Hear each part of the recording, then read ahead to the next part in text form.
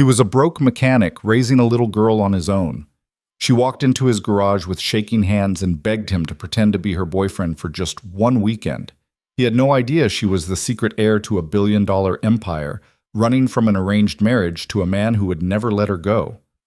When the truth exploded in the middle of a family dinner, he had to choose: walk away and keep his quiet life, or stand up and fight for the woman he had never dared to love. If you want to know how this story ends, hit that like button, subscribe to the channel, and drop the name of the city you're watching from in the comments so I can see how far my story has traveled. The first thing Nathan Cole noticed about the woman was her shoes. They did not belong in his garage. They did not belong anywhere near his garage. White leather, clean in a way nothing in this part of town stayed clean for more than an hour, with a thin gold buckle on the side that caught the late afternoon sun when she stepped over the oil stain by the bay door. He was under a '98 Silverado with his creeper half pulled out, and for about 3 seconds all he could see was those shoes and the hem of a pale blue dress that looked like it cost more than his monthly rent. "Excuse me, sir?" Her voice was small, not shy exactly. Careful, like someone who had learned young that volume was a thing that got you in trouble. Nathan rolled the rest of the way out and sat up, wiping his hands on a rag that did nothing except spread the grease around. He squinted up at her against the light coming in through the open bay. "Give me a second. I'm sorry, I didn't mean to." "Sorry." She took a step back and nearly tripped over the air hose coiled on the floor. He caught her wrist without thinking about it, just a reflex, and she flinched so hard he let go immediately. They stood there for a second, her breathing a little too fast, him with his hand still half raised like he was trying to prove he was not going to grab her again. "You okay?" Yes, I'm fine. I'm looking for Nathan Cole, the owner." He stood up all the way, and he was taller than she had probably figured from the ground. 6'1", built heavy through the shoulders from 12 years of pulling transmissions out of trucks. Dark hair that needed a cut, a 3-day beard, a grease stain on his forearm shaped almost exactly like the state of Florida. He knew what he looked like. He had stopped apologizing for it a long time ago. "That's me." "Oh." She blinked. "Oh, okay. Good. I was told you do engine work on older cars, European ones." "Sometimes. Depends what kind." "A Jaguar. A 1987 XJS." Nathan whistled without meaning to. "That's not what I'd call a daily driver." "It was my father's." Something in the way she said it made him stop wiping his hands, past tense, and the words came out flat. The way people said things when they had practiced saying them without crying. "All right," Nathan said. He tossed the rag onto the workbench and took a better look at her. She was maybe 26, 27, small, but not in a fragile way. There was something wound tight about her shoulders, something that made him think she could run a long way if she had to. Dark hair pulled back in a low braid. No makeup, or not enough that he could see it. Her eyes were a color he could not name, somewhere between green and brown. And they were doing that thing eyes did when someone had not slept in a week and was pretending they had. "Where's the car?" "Outside, across the street. I didn't want to pull in until I knew if you could look at it." "You could have called." "I didn't have the number." "It's on the sign." "Oh." She turned and looked at the sign out by the road, Cole Auto in faded red letters, the phone number below it, clear as day. Her face did something complicated. "I'm sorry, I wasn't thinking." Nathan watched her a second longer, then walked past her to the bay door and looked out. The Jaguar was on the opposite shoulder of Route 9, its hazards on.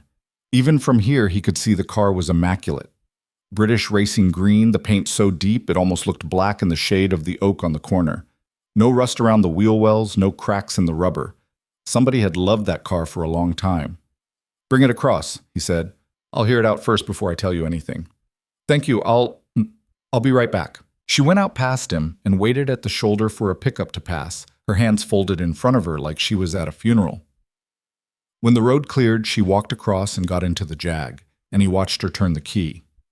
The engine caught on the third try, rough, an uneven rumble that settled into something better after about 5 seconds.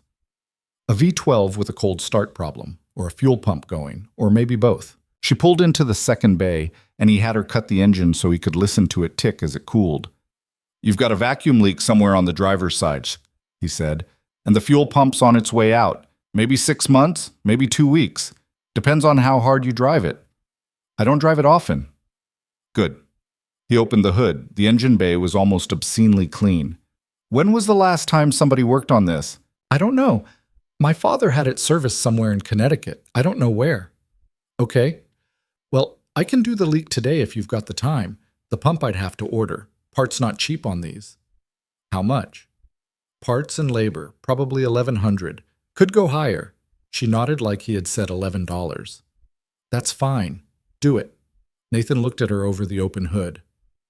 Ma'am.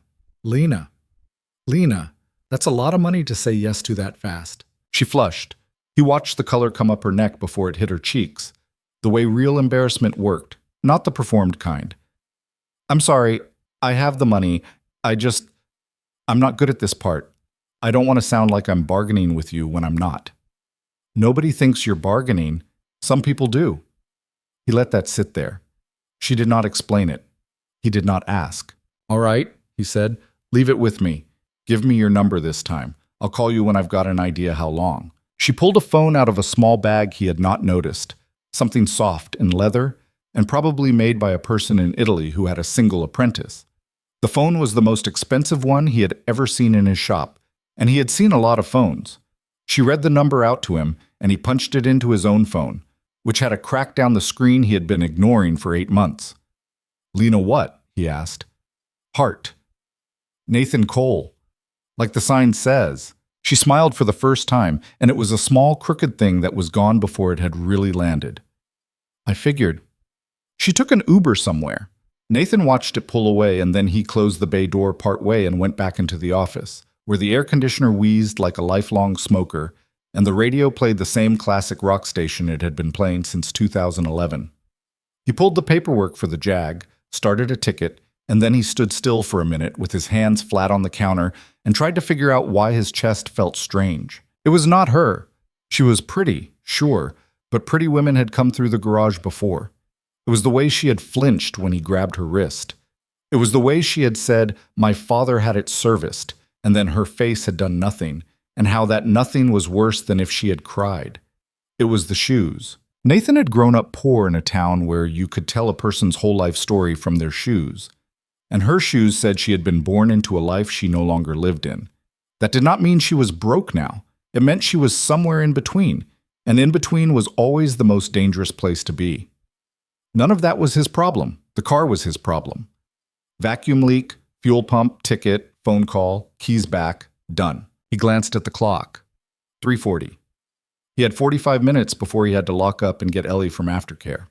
He went to work on the Jag. The school was 6 minutes away if the lights cooperated.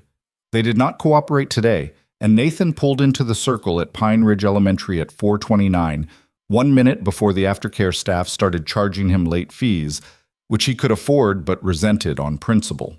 Ellie was already waiting on the bench outside, her backpack in her lap and her sneakers kicking a slow rhythm against the concrete. When she saw the truck, her whole face changed. "Daddy!" "Hey, Ellie Bean." She ran over and threw the backpack into the passenger side and climbed up. The truck was too high for her, and she always needed the little grab handle to do it. But she had made him promise a year ago not to lift her in because she was, and this was a direct quote, basically 7. She was 6.5. How was school? Good. Mrs. Patel said I was the best at vowels. Yeah? She said I was the best in the group, not the whole class, but the group. That's a big group? 4 people. That's still top 25%. What's 25%? It means you beat 3 other people. I didn't beat them. It's not a race. Everything's a race if you want it to be. That's a weird thing to say, Daddy. Nathan laughed, and then he reached over and smoothed a piece of her hair down where it had come out of the braid his sister Marion had put in that morning. Marion was the reason Ellie had braids instead of whatever Nathan would have done, which was, at best, a ponytail with 3 different kinds of hair tie. What do you want for dinner? Spaghetti? We had spaghetti Tuesday, and we can have it Friday. That's the rule. That's not a rule, that's you being stubborn. Marion said it's a rule. Marion is not in charge of dinner. She's in charge of the hair. The hair is different. How? Because I can't do hair, and I can make dinner. You can't make spaghetti as good as her. That is objectively true, and it hurts my feelings. Ellie giggled. It was his favorite sound in the world, and it had been since she was 4 months old and it had first come out of her, sitting in a high chair with applesauce on her chin. They got spaghetti. The call from Lena came at 7:14 the next morning, while Nathan was standing in his kitchen waiting for the coffee to finish and arguing with Ellie about whether oatmeal counted as a breakfast she had agreed to. Mr. Cole? Nathan, this is Lena Hart, from the Jaguar.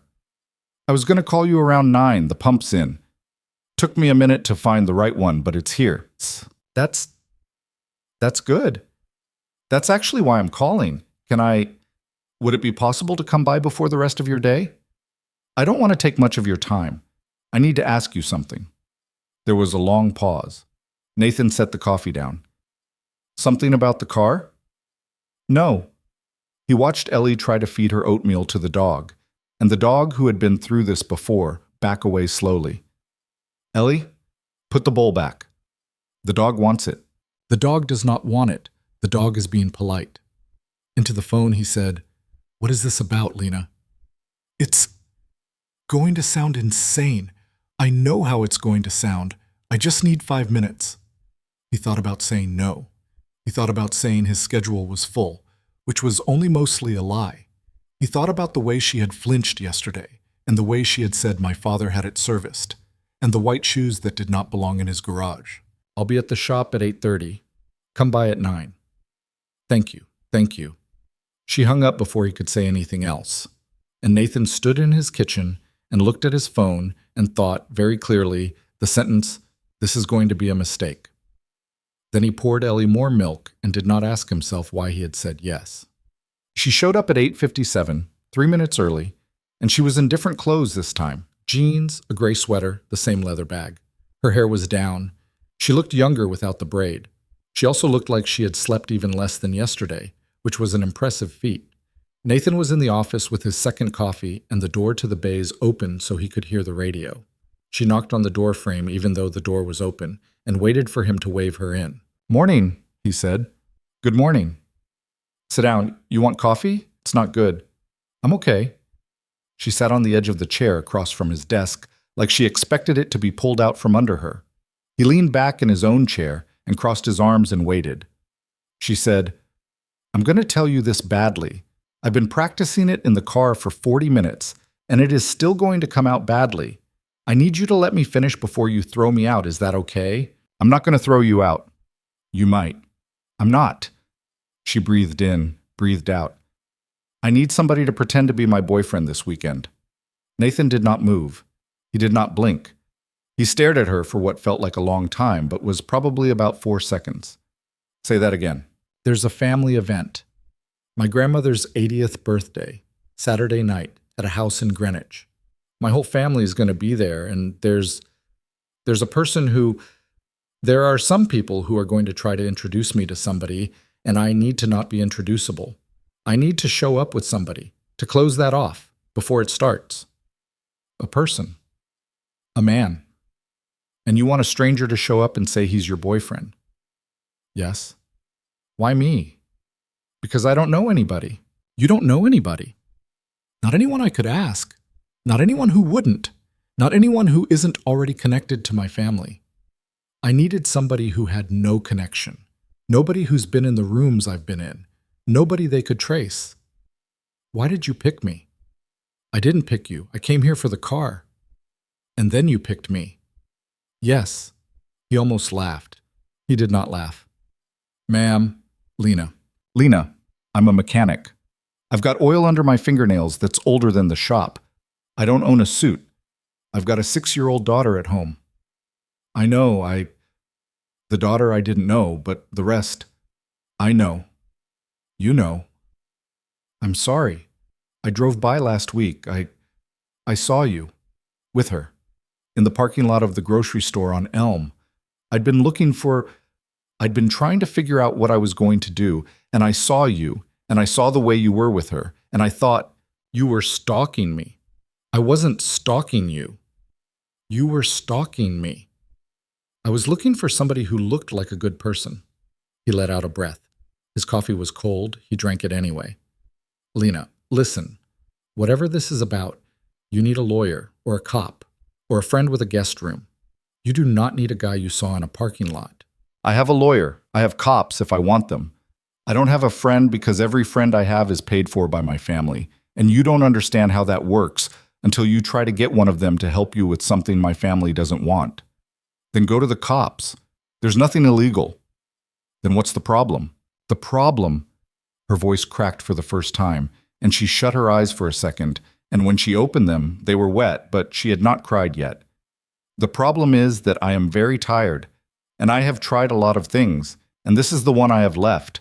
And if you say no, I understand. I will pay for the Jaguar. I will get out of your hair. I won't come back. I'm not dangerous to you. I'm not trouble, except for myself. I needed to try. Nathan was quiet a long time. Outside, a truck went by on Route 9 with a loose chain rattling against the bed.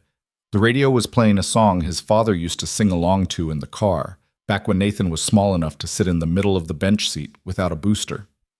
How much? He said. $2,000. For the weekend. Plus anything you have to buy. A suit, whatever. I'll pay for all of it. Saturday morning to Sunday afternoon.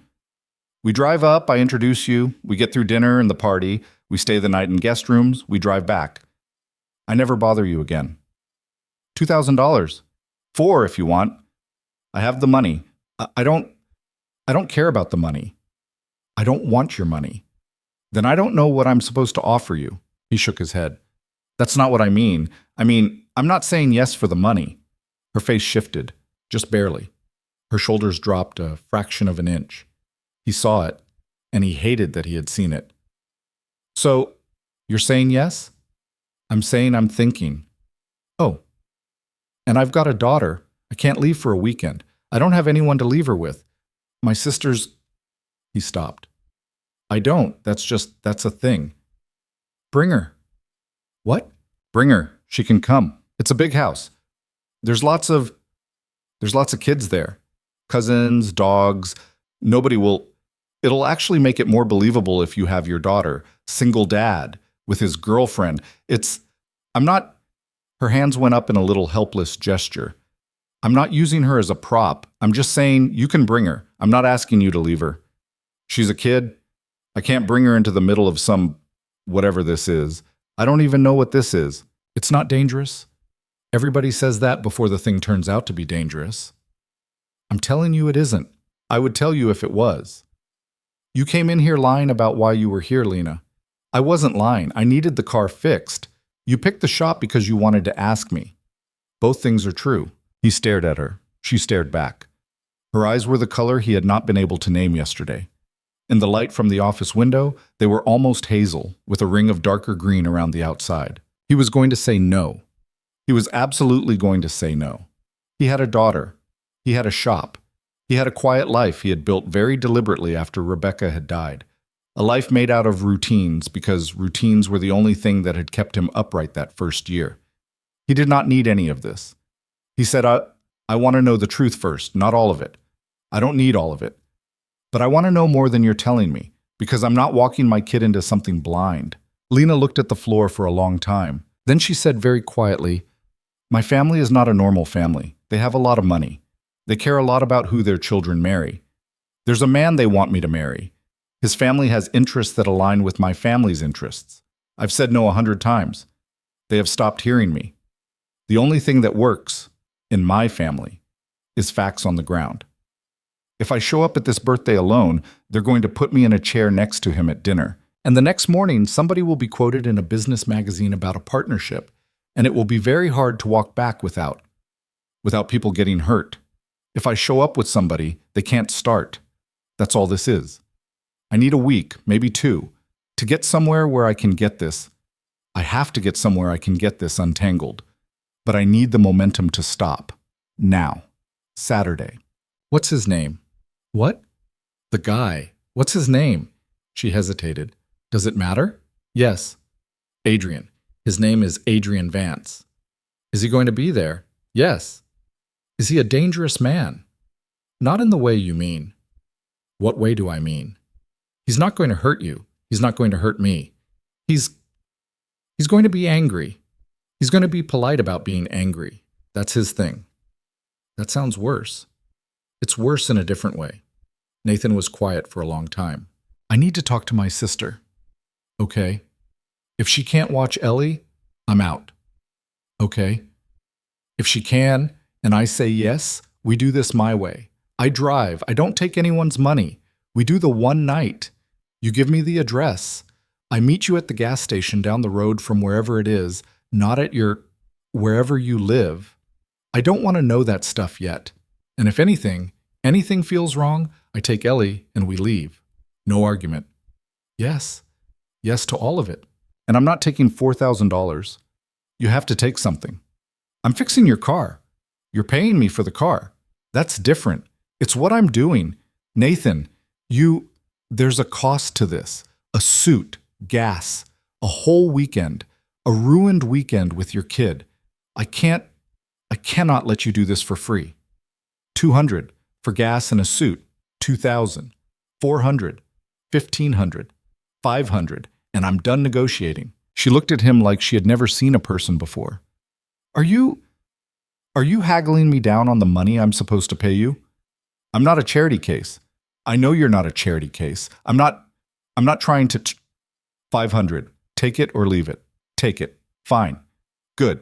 Now get out of my office so I can call my sister. She stood up. She almost smiled. She almost said something. Then she just nodded once and walked out of the bay, and Nathan watched her go through the open door and stood up and came around the desk and closed the door and leaned against it and said out loud to nobody, "What are you doing?" The dog, which was at home, did not answer him. Marian answered on the third ring. She was at the hospital, on break, and her voice had that particular cadence she got when she was eating something too fast. What? Hey, what's wrong? Nothing. You don't call me on a workday unless something's wrong. Can you take Ellie this weekend? There was a long pause, then the distinct sound of Marian swallowing. Take her where? My place. She can stay at yours, or I can, whatever works for you. Friday night through Sunday afternoon. What are you doing? I'm doing a favor. A favor for who? A woman. Another pause, this one much longer. Nathan, don't. I'm not saying anything. You're about to say something. I'm thinking it very loudly. Think it more quietly. What's her name? Does it matter? Yes. Lena. Lena what? Hart. There was a third pause. This one had a different quality. Marian said slowly, Hart. Like the hotels? What? The Hart hotels. The Hart. The foundation. There's a Hart Industries. I read there was a thing in the journal about a Hart, a family, Connecticut. I don't know. What does she look like? Marian? What does she look like, Nathan? Why? Because if she's the Hart I'm thinking of, there was a picture of the granddaughter, small, dark hair, sort of pretty in that not showy way. Nathan was quiet. Nathan. Maybe. Nathan, for God's... Don't say it. I wasn't going to say that. Yes, you were. I was going to say Christ on a cracker. That's worse. What are you doing, Nate? I don't know. I'm going to a birthday party. A birthday party? Her grandmother's 80th. Nathan, yes. Are you bringing my niece? Yes. Oh my God. She asked me to. Lena asked me to. She said it makes it more... Never mind. I talked to Ellie about it last night. I said there was a big house with dogs and cousins and she could go. She's excited. I'll watch her every minute. I can come. No. I have the weekend. I can come. Marian, no. This is... I'll drive separately. I'll stay at a hotel nearby. I won't even go to the party. But I'm not letting my brother and my niece drive up to some estate in Connecticut to meet a bunch of rich strangers alone. What if something happens? Nothing is going to happen. You keep saying that, and you have no way of knowing that. Nathan pinched the bridge of his nose. He did know she was right. He had known it since she had answered the phone. That was why he had called her instead of Angela next door, who would have been an easier ask for the babysitting. A hotel nearby. You stay there. You don't come to the house. If I call, you come. If I don't call, you stay put. Deal. And you tell nobody. Who am I going to tell, Nate? Anybody. Mom. Derek. Nobody. Not until this is done. Okay. Okay, Nate. Okay. There was a pause, and then she said in a softer voice, "Are you all right? You sound something." "I'm fine." "Oh, Nate. I'm fine. I don't know what I'm doing." "Yeah," she said. "Yeah, that tracks." That night, Nathan told Ellie. He sat her on the kitchen counter, her legs dangling, her heels bumping the cabinet below, and he told her there was a lady, a nice lady, whose grandma was turning 80, and they were invited to the party, and they were going to drive up to a big house on Saturday and stay one night. And Aunt Marion was going to be around too, but in her own hotel, because it was grown-up stuff. Ellie thought about this very seriously. She had her mother's concentrating face, the little pinch between the eyebrows. "Is she your girlfriend?" "What? No. Mrs. Patel got a boyfriend, and she had to tell the class because Kenzie saw him pick her up." "She's not my girlfriend, Ellie." "Then why are you going to her grandma's party?" "Because she's a friend." "You don't have friends." That is so hurtful. "You have Uncle Derek." "Uncle Derek is a friend." "He's a cousin." "He's both." "Okay," Ellie said, "but she's a new friend." "Yes." "Okay." She bumped the cabinet with her heel twice, and then she said, "Is she nice?" Nathan thought about the flinch, the white shoes, the way she had said $2,000 like it was $5, the way she had said facts on the ground, the way she had looked at him like she had never seen a person before when he had haggled her down on her own money. "Yeah," he said. "I think she is.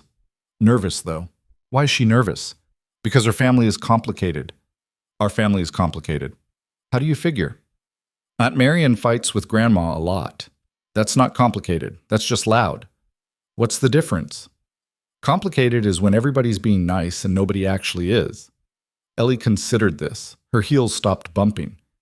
"That sounds worse." "It is worse. We should be nice to her. That's the plan." She nodded, final, the way she did when a decision was made. Then she said, "What should I wear?" "Your blue dress." "The one with the flowers." "The one with the flowers." "Okay." And then, very seriously, "I will be nice to her grandma." "Good. Even if her grandma is mean, because she's old and she's having a birthday." "That's very mature." "Kenzie said you have to be nice to old people even if they are mean because they didn't used to be. That's what her mom said." "Kenzie's mom sounds smart." "She cries at soccer. Even smart people cry at soccer." Ellie laughed. She kicked the cabinet again. Nathan lifted her down off the counter and carried her to the couch and put on the show she liked about the tiny animals who ran a bakery. And she fell asleep against his chest halfway through the second episode, and he stayed on the couch for a long time after that, not watching the show, just feeling her breathe against his ribs. This is going to be a mistake, he thought. And also, at the same time, in a part of his mind, he did not want to look it too directly. It was the most interesting thing that had happened to him in 4 years. He did not know yet that he was right about both. Thursday, he took the Jaguar apart more than it strictly needed to be taken apart. He replaced the fuel pump. He fixed the vacuum leak, which was at a perished hose on the driver's side, exactly where he had said it would be. He tested the spark on every cylinder. He changed the oil even though it was not due, because the oil smelled faintly wrong and he didn't trust the last place that had touched it. He did not charge her for any of that extra work. Friday morning, Lena came by at 9:30 to pick up the car. She was in jeans again, and a black jacket that was too warm for the weather, and she had not slept any better than the last time he had seen her. "How is it?" she asked. "It's good. Runs clean. It's going to run better than it has in years." "Thank you. I want you to get it serviced again in 6 months. Not at the Connecticut place. Here. Or somewhere that knows these. Somebody has been doing the minimum on it for a while." "I will." He handed her the keys. 9 in the morning tomorrow, he said, the gas station on Route 7. The one at the exit before the tolls. "I remember." Ellie's coming. I know. Marion will be at a hotel nearby. I told her where we'd be. Good. I'm glad. They stood on either side of the counter, and Lena did a small thing that Nathan would think about a lot later. She put her hand flat on the counter, halfway across, like she was going to reach for his, and then she didn't, and she took it back. Thank you, she said. I know you keep saying it's nothing. It's not nothing. Get out of my shop, Lena. She smiled, that same small crooked thing. Then she took the keys and went. Nathan watched her drive the Jaguar out of the lot. The engine did not even hesitate. The sound was clean all the way down the road until she turned at the light and was gone. He stood there for another minute with his hand still on the counter where hers had been.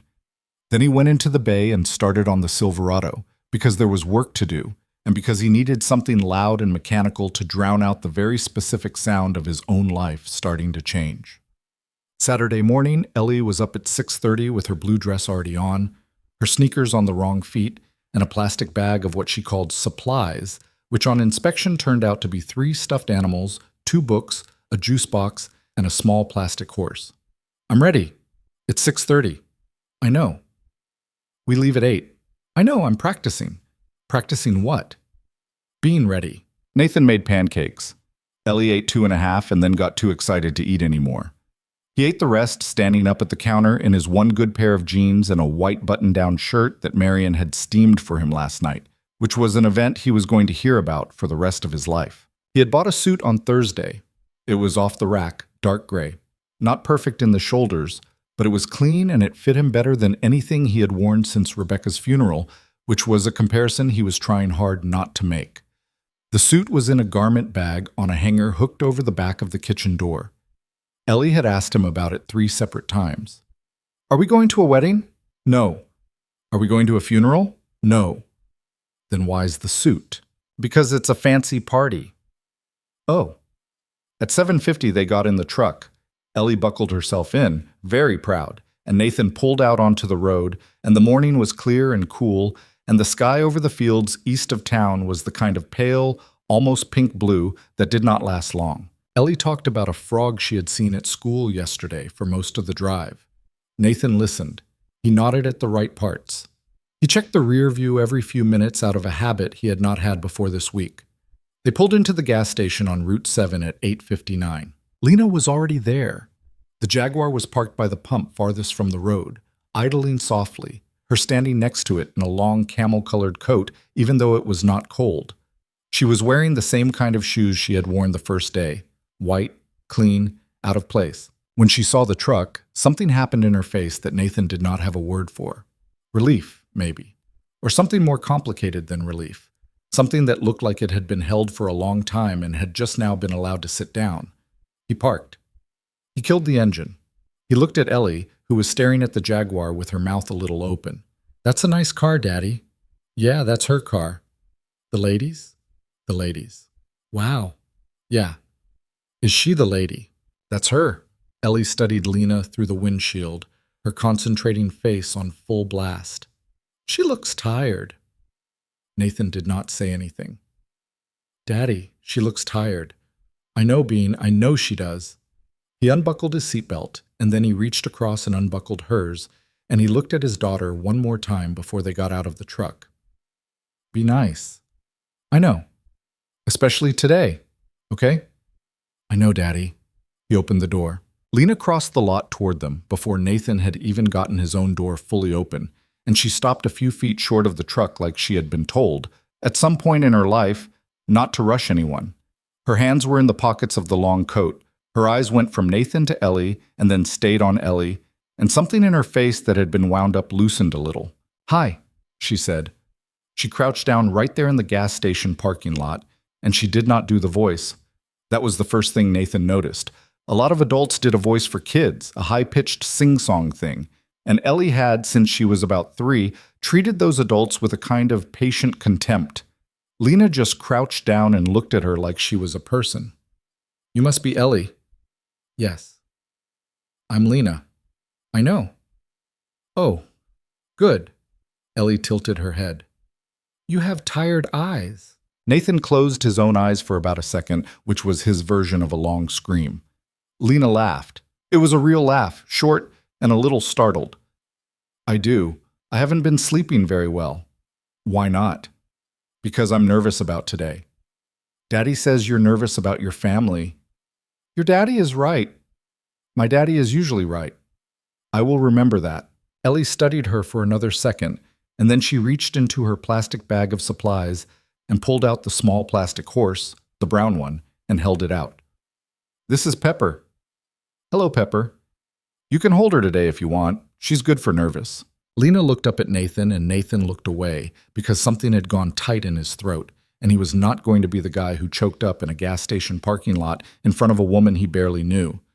He pretended to be very interested in a stain on the concrete. Thank you, Ellie, Lena said, and she took the horse. She held it in her palm like it was made of glass. I'll take very good care of her.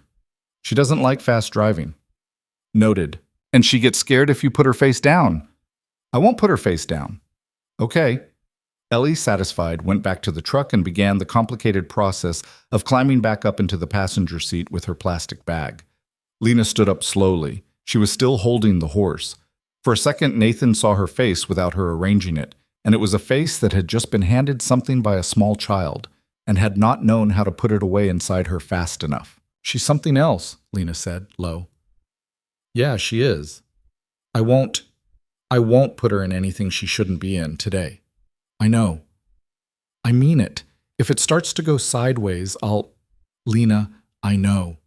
She looked at him a second too long, and then she nodded. Okay. You want to follow us, or you want us to follow you? Follow me. It's a stretch of road that gets weird after the tolls. Just stay behind me. I won't go fast. All right. She started to turn toward the Jaguar, and then she stopped. Nathan? Yeah. On the way in, to the house. There's a gate. There's going to be a man in a uniform. He's going to ask for your ID. I need you to give him whatever name you gave me at the shop. Nathan Cole. That one. That's fine. That's a thing. That's the only thing that's a thing at the gate. Okay? After that, it's a driveway. It's long. Don't freak out about the driveway. Okay? And the house is bigger than it needs to be. I'm sorry in advance. I've seen houses. Not this kind. I'll manage. She almost smiled. Right, okay, let's go. She got into the Jaguar and Nathan got into the truck, and Ellie from the passenger seat said, She's nice. Yeah. She smells like oranges. Does she? A little. And soap. Okay. Daddy. Yeah. I'm going to be very good today. I promise. He reached over and squeezed the top of her hand, and then he put the truck in drive, and they followed the Jaguar out of the gas station and east toward the tolls. The drive was quieter than he had expected. Ellie fell asleep 20 minutes in, her head against the seatbelt, and Nathan kept the radio low and kept the green Jaguar in view 2 cars ahead. The road went through some farm country and then some woods, and then it started climbing into a part of Connecticut he had never been in, where the stone walls got straighter and the houses got smaller at the front and longer at the back, the way old houses did when generations had built onto them instead of tearing them down. After almost 2 hours, Lena's blinker went on and she turned onto a narrow lane off the main road. There was no sign. Nathan made the turn behind her and the lane went through a stand of maples and then straightened out along a low stone wall, and at the end of the wall there was a gate. The gate was not the kind of gate Nathan had pictured. It was quiet. Iron, with gold tips, but not showy. There was a small booth to the side, and a man in a dark coat stepped out of it as the Jaguar approached. Lena rolled her window down and said something Nathan could not hear. The man in the coat nodded and looked past her at the truck. Then he walked, not fast, not slow, over to Nathan's driver's side. Nathan rolled his window down. ID, please, sir. Nathan pulled out his wallet and handed over his license. The man looked at it, then looked at Nathan, then looked at the inside of the truck, where Ellie was sleeping with her mouth open and the plastic bag of supplies tipped sideways between her knees. Child's name? Eleanor Cole. Relationship? Daughter. The man handed the license back and said, neutral. Welcome, Mr. Cole. Straight up the drive, park by the north entrance. Someone will meet you. Thanks. The gate opened. Nathan drove through. Lena had waited for him on the other side, her window still down, and when he was alongside her for a moment, she gave him a look that was half apology and half bracing. Then she pulled ahead. She had not been kidding about the driveway. It ran through a sweep of open grass, then past a pond, then up a gentle rise lined with old trees that had been planted 100 years ago by somebody who had thought a lot about what the driveway would look like in 100 years. The house came up slowly. It did not announce itself. It just kept being more house than it had been the second before. Stone. 3 stories, wings on both sides. A circular turnaround in front with a dry fountain in the middle. "Whoa," said Ellie, who had woken up. "Daddy?" "Yeah. Is that her house?" "I think it's her grandma's." "Her grandma's house is a castle." "It's a big house." "It's a castle." "Okay, it's a castle." "I love it." "Do not say that to anyone." "Why not?" "Because it's polite to pretend you see castles all the time." "That's dumb?" "It is dumb. It's what we're doing."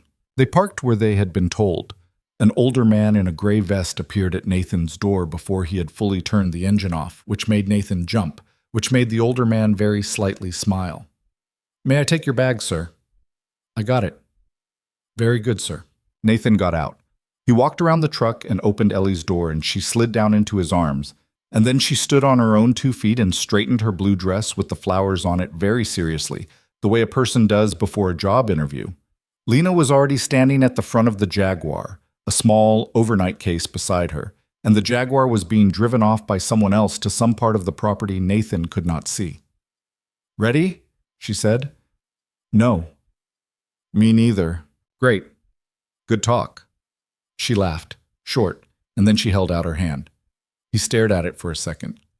"We should probably," she said. "Right. Yeah." He took her hand. Her fingers were cold even through his calluses.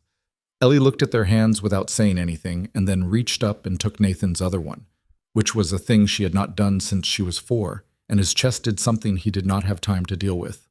They went in. The foyer had a ceiling 2 floors high and a staircase that split in 2 halfway up, and there were flowers on a table in the middle that were so tall Nathan had to walk around them instead of past them.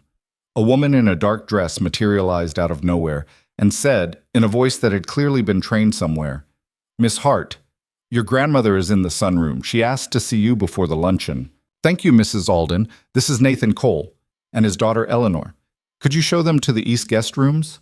I'll come find them in a bit." "Of course, miss." Lena squeezed Nathan's hand before she let go. It was a quick pressure, gone before he could decide if it meant anything. And then she was walking away across the foyer in her white shoes, and Mrs. Alden was smiling at Ellie in a way that was very professional and not quite warm. "Right this way, Mr. Cole. Miss Eleanor." Ellie, still holding his hand, whispered, "Daddy." "Yeah." "Why does she call you Mr.?" "Because it's that kind of house." "What kind?" "Fancy." "She's scary." "She's not scary, she's just fancy." "Same thing." The east guest room turned out to be a suite with 2 bedrooms, a small sitting area between them, and a bathroom with a tub Nathan could have taken a nap in. The bed, Ellie claimed, was a 4-poster almost as tall as she was. She stood looking up at it with her plastic bag in her fist. "How do I get up there?" "There's a step. Look." "Oh."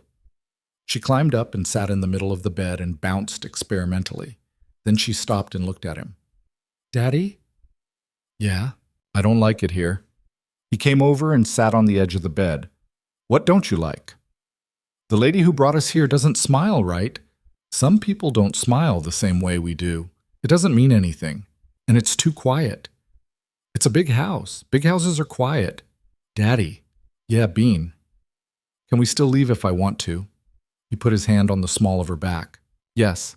We can still leave if you want to. I promised, and I meant it, but I'm going to ask you to try to make it to dinner, okay? I'm going to ask you to try. And if at dinner, or any time tonight, you feel like it's really bad, you tell me, and we get Aunt Marion and we go. Deal?" "Deal." "Shake on it." They shook on it. She used her whole hand. She was very serious about it. There was a knock at the door. Lena, when he opened it. She had taken off the camel coat. Underneath, she was in a simple dark green dress that went to her knees and a small string of pearls, and she looked for the first time since he had met her like the house she lived in, like the shoes. like the jaguar. It was not bad. It was just a version of her he had not seen yet. He could tell, looking at her, that this was the version the rest of the people in this house had always seen, and it was a relief to him, somewhere deep, to realize he had met the other one first. "Is she okay?" Lena asked, low. "She's adjusting. I'm going to introduce you to my grandmother, just her, before the lunch." She asked, "Okay, she's going to be fine. She's the only good one. I should have told you that." "There's one good one?" "There's one good one." "Okay." He turned to Ellie. "Hey, Bean, I have to go meet somebody for a second. You want to stay here or come?" "Come." "Okay."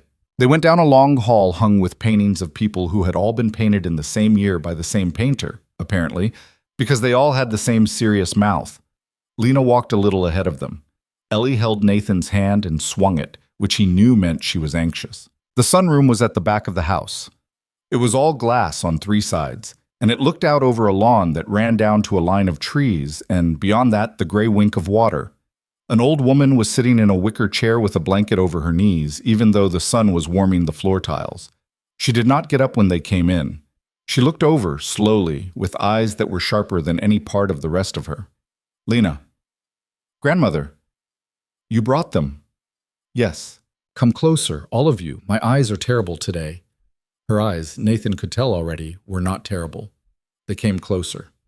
Lena stopped about a pace ahead of Nathan. Nathan stood with his hand on Ellie's shoulder.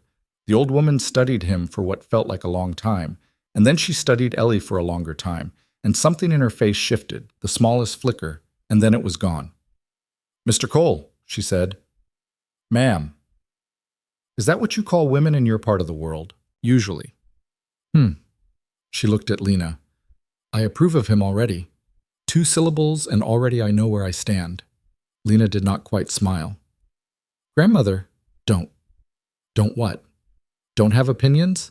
I'm 80 tomorrow. I have earned my opinions." She looked back at Nathan. "Come here, child." Ellie looked up at Nathan. Nathan nodded, once. Ellie let go of his hand and took 3 careful steps forward and stopped in front of the old woman's chair. "What is your name?" "Eleanor Jane Cole." "Jane is a good name. It was my sister's name."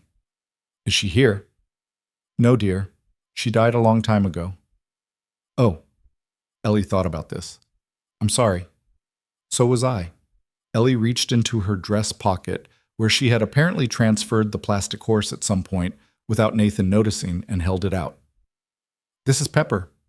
Lena had her in the car, but I thought maybe you might be nervous too because it's your party, and nervous is hard, so." The old woman stared at her. Then she took the plastic horse. She held it in one thin hand.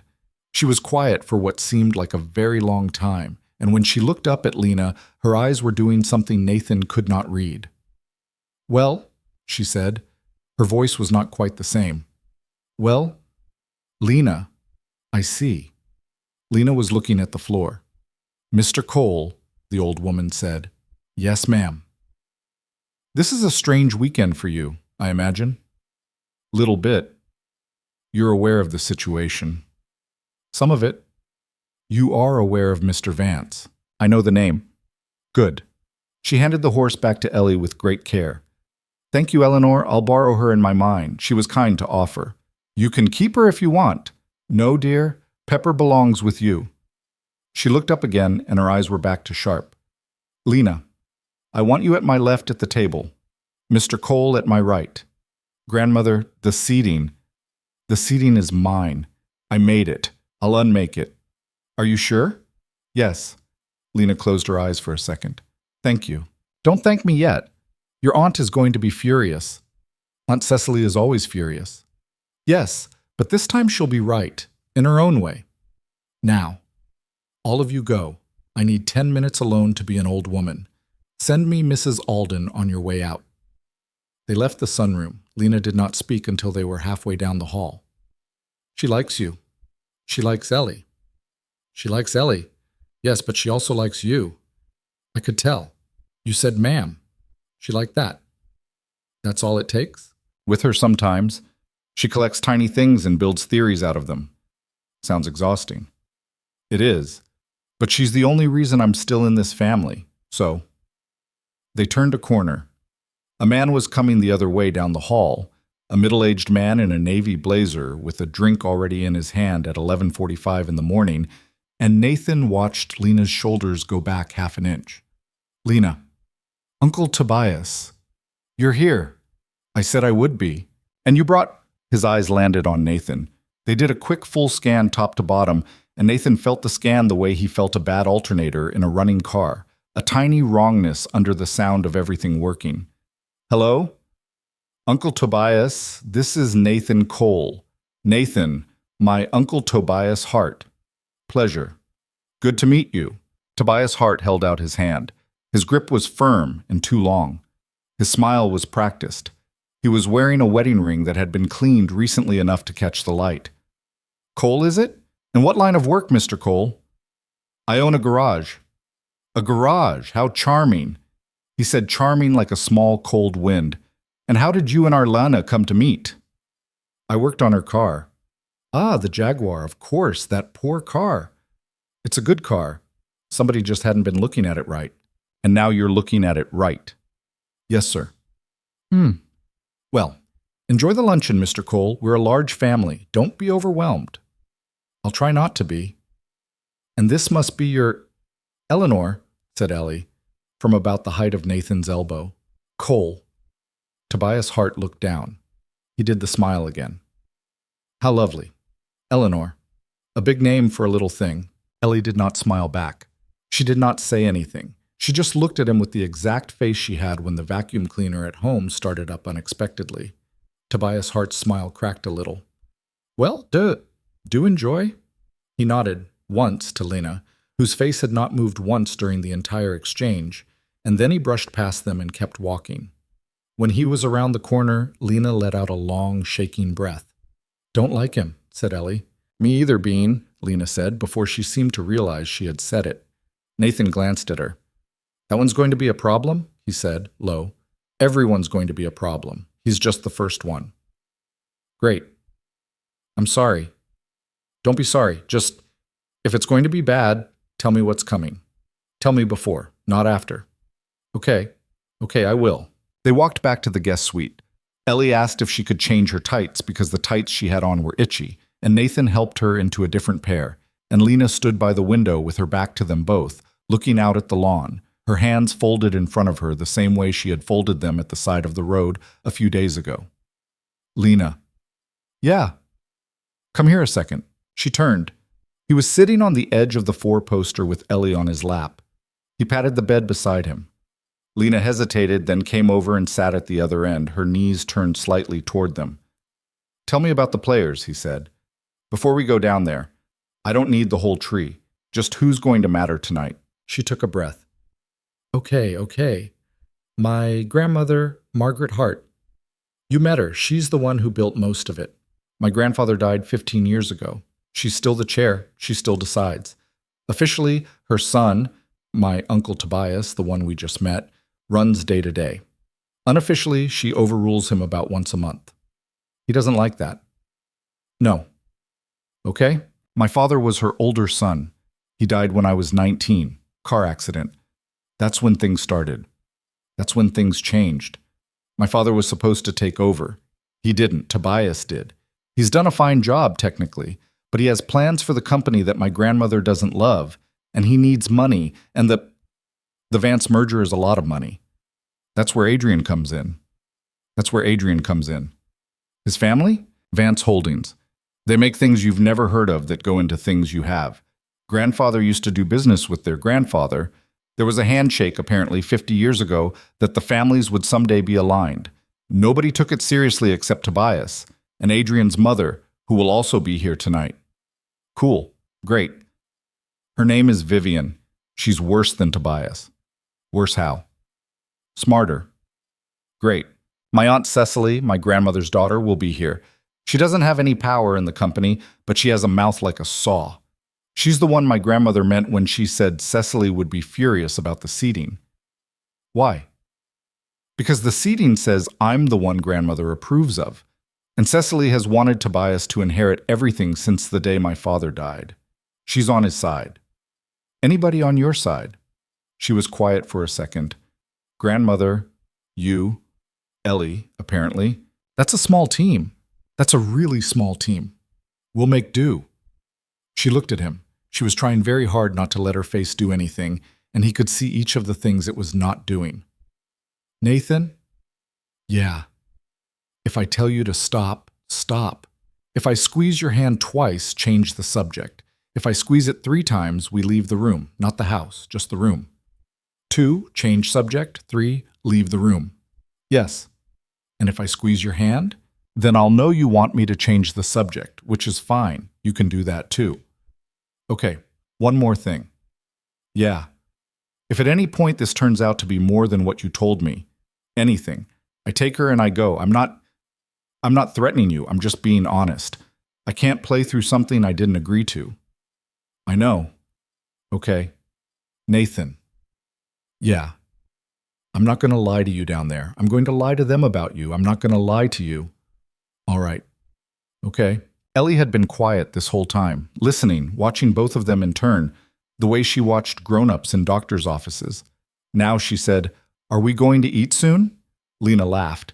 It broke something in the air. Ha. Yes, Ellie. We're going to eat soon. Good, because I'm hungry.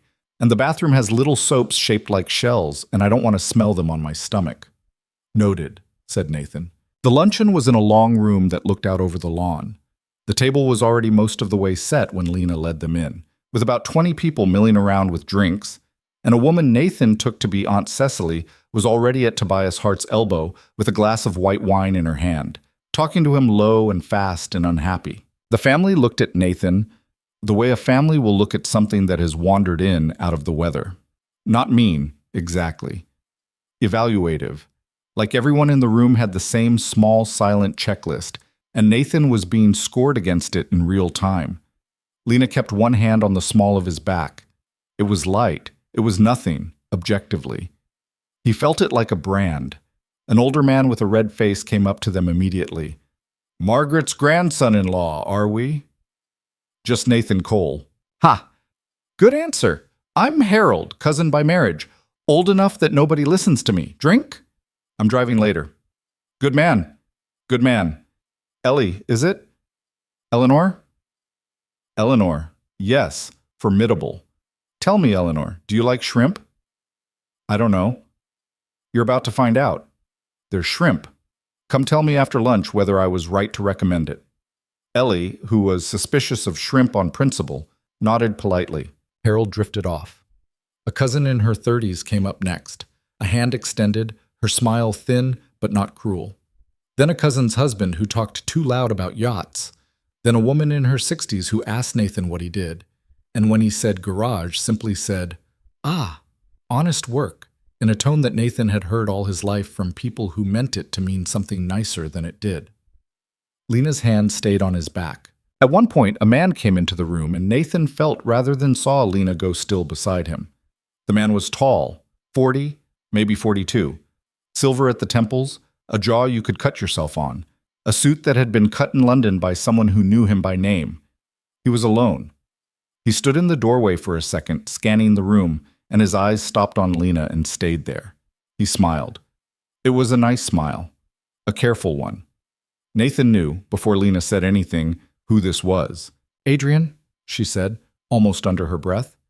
Adrian Vance started walking toward them. Nathan felt Lena's hand press harder, just for a second, between his shoulder blades. He understood it. "Lena." Adrian's voice was low and warm.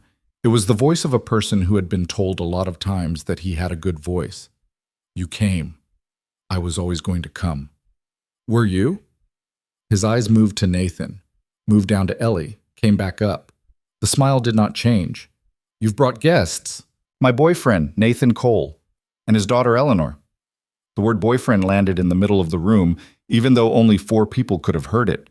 Nathan felt the attention of the room shift half an inch in their direction. Adrian said without missing a beat, "Nathan, a pleasure." He extended his hand. Nathan took it. Adrian's grip was exactly as firm as Tobias's had been, exactly as long, and his eyes held Nathan's for 1 beat longer than any normal person would have held them, and then he let go. "I'm told you work on cars." "I do."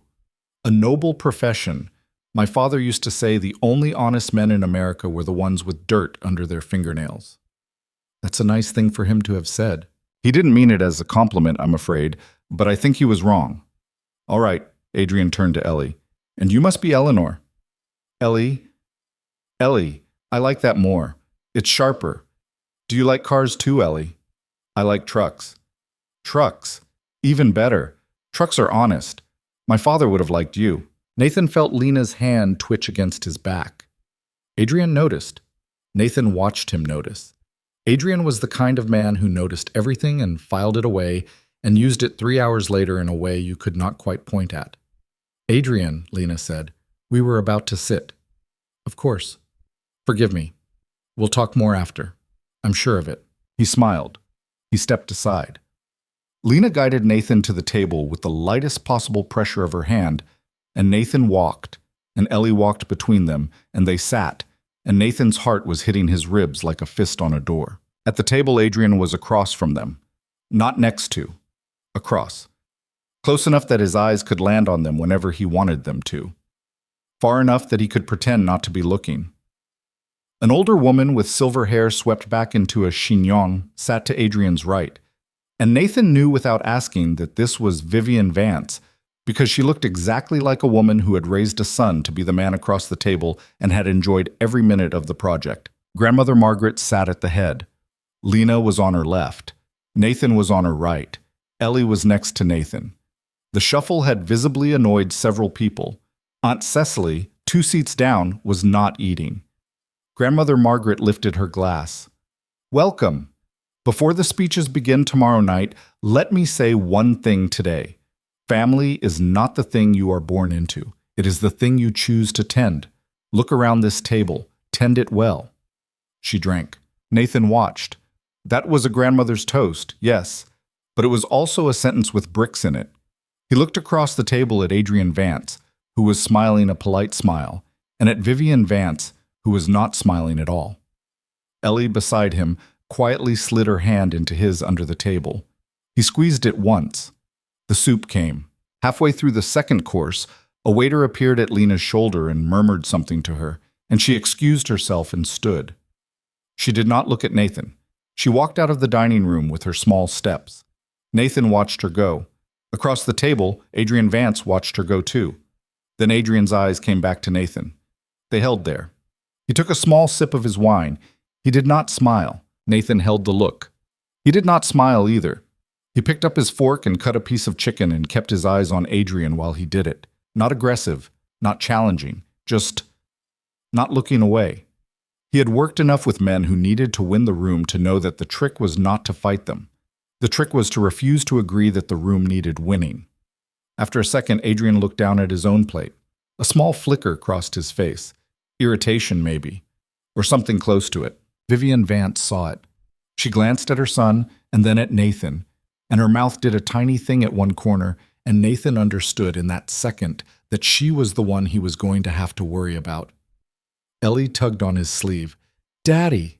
Yeah, the man across from us keeps looking at Our Lady. I know, Bean. Is that the bad man? He's a person we don't know yet. But is he the bad man? Eat your shrimp. I don't like shrimp. Eat the potatoes. The potatoes are okay. Lena came back into the room a minute later, and her face was composed, but her eyes were not. She slid back into her seat next to her grandmother. Grandmother Margaret did not look at her, but her hand moved briefly and rested on Lena's wrist for a second under the table edge, and then moved away. Lena leaned slightly toward Nathan and said, very low, "Not now. Later." "Okay. I'm okay." "Okay." The lunch ended. People stood. The room broke into small knots of conversation. Nathan got Ellie up and out of the room as quickly as he could without being rude, and Lena walked with them, and as soon as they were back in the long, quiet hallway, she turned to him. It was a text. From his number, it said, "You're going to embarrass yourself." From Adrian. From Adrian. Nathan looked at the hallway wall for a second. He looked back at her. "Okay," he said. "New information. Do you want to go?" "I can't." "You can. I'll drive us all out right now. I'll call Marion. We'll be at the hotel in 20 minutes. You can make the call from there. Your grandmother will understand." "She won't. And it won't stop anything. It'll just start the next thing, and the next thing is worse, because then he knows he can push me and I'll go. I can't let him know that. Lena, I know how it sounds. I know. I need to get through tonight. The party, the dance. After that, I've got a plan. I swear to you, just get me to tomorrow afternoon. A plan? Yes. Are you going to tell me what it is? Her eyes flicked to Ellie. Ellie was pretending to examine a painting and failing to hide that she was listening. Not in the hallway, Lena said. Okay. Nathan. Yeah, I'm scared. A little. I want to say it out loud because it helps if I say it out loud. I'm scared. I'm not going to do anything stupid, and I'm not going to put you or her in trouble, but I'm scared, and I just want somebody to know. He looked at her. She looked tired, the way she had looked that first day in his garage, only more so. He said, I know. Thank you. Come on, Ellie needs to not be in this hallway anymore. They went back to the suite. Ellie climbed up on the bed and took off her shoes and sat cross-legged with Pepper, the plastic horse, in her lap. Lena sat in the small armchair by the window. Nathan stood, because he did not know what else to do with his body. After a while, Lena said to the window, I wasn't going to tell you the part that comes next until tonight. I don't want you to know it in front of Ellie. Then don't. I'm going to. Lena. I'm going to. She turned her head. Her eyes found him. My mother wasn't at the table, she said. You didn't notice because why would you? My mother isn't going to be at the party either. My mother has been in a private psychiatric hospital for 11 years. My grandmother pays for it. Tobias doesn't like that she pays for it. He has tried, twice, to move her somewhere cheaper and farther away for reasons of efficiency. I have fought him on it both times. If this merger happens, the money routes through one arm of the company, and my grandmother loses the leverage to keep paying for my mother's care in the way she has been paying for it. Do you understand what I'm telling you? He was very quiet. He's using your mother. He's using my mother. Yes. And Adrian knows he's using her. Adrian knows. His mother knows. They're fine with it. That is the part I can't. She stopped. She did not cry. She held still, her hands in her lap, her face very steady. And she did not cry, and Nathan thought that was somehow worse. Ellie very quietly slid off the bed. She crossed the room. She climbed up into Lena's lap like she had done it 100 times. Lena's arms came up automatically, and she held her, and her eyes closed, and she put her chin on the top of Ellie's head and breathed out, one long breath, and still did not cry. Nathan sat down on the edge of the bed because his legs were not interested in doing the standing thing anymore. He looked at the two of them. He thought about driving out of the gate. He thought about picking Ellie up and carrying her to the truck and putting the engine into gear and going. He did not move. He said, Okay. Okay. Okay. We get through tonight. Whatever you're planning, we get through tonight to do it. You tell me what I need to do. I'll do it. She opened her eyes. You don't have to. I know I don't. Nathan. What? Why are you saying yes? He thought about it. He thought about it for longer than he had thought about the first yes in the office.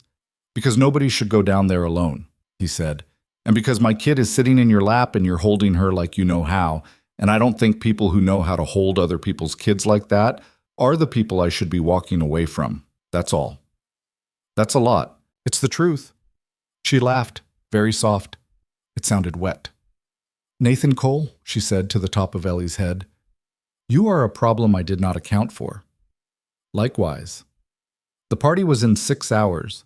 Outside, the lawn was gold in the late sun, and a black town car was turning slowly up the drive, and in one of the upstairs windows, Vivian Vance stood with her hand on the curtain, watching the drive without moving, and no one in the suite downstairs knew she was watching yet. Ellie, in Lena's lap, said, Your heart is going fast. I know, sweetheart. Mine too sometimes. Yeah? When I have to do math in front of everyone. That's a good reason. You can squeeze my hand if you want. Daddy does that. It helps. Okay, said Lena. Okay, I will. She put her hand over Ellie's small one, and she squeezed.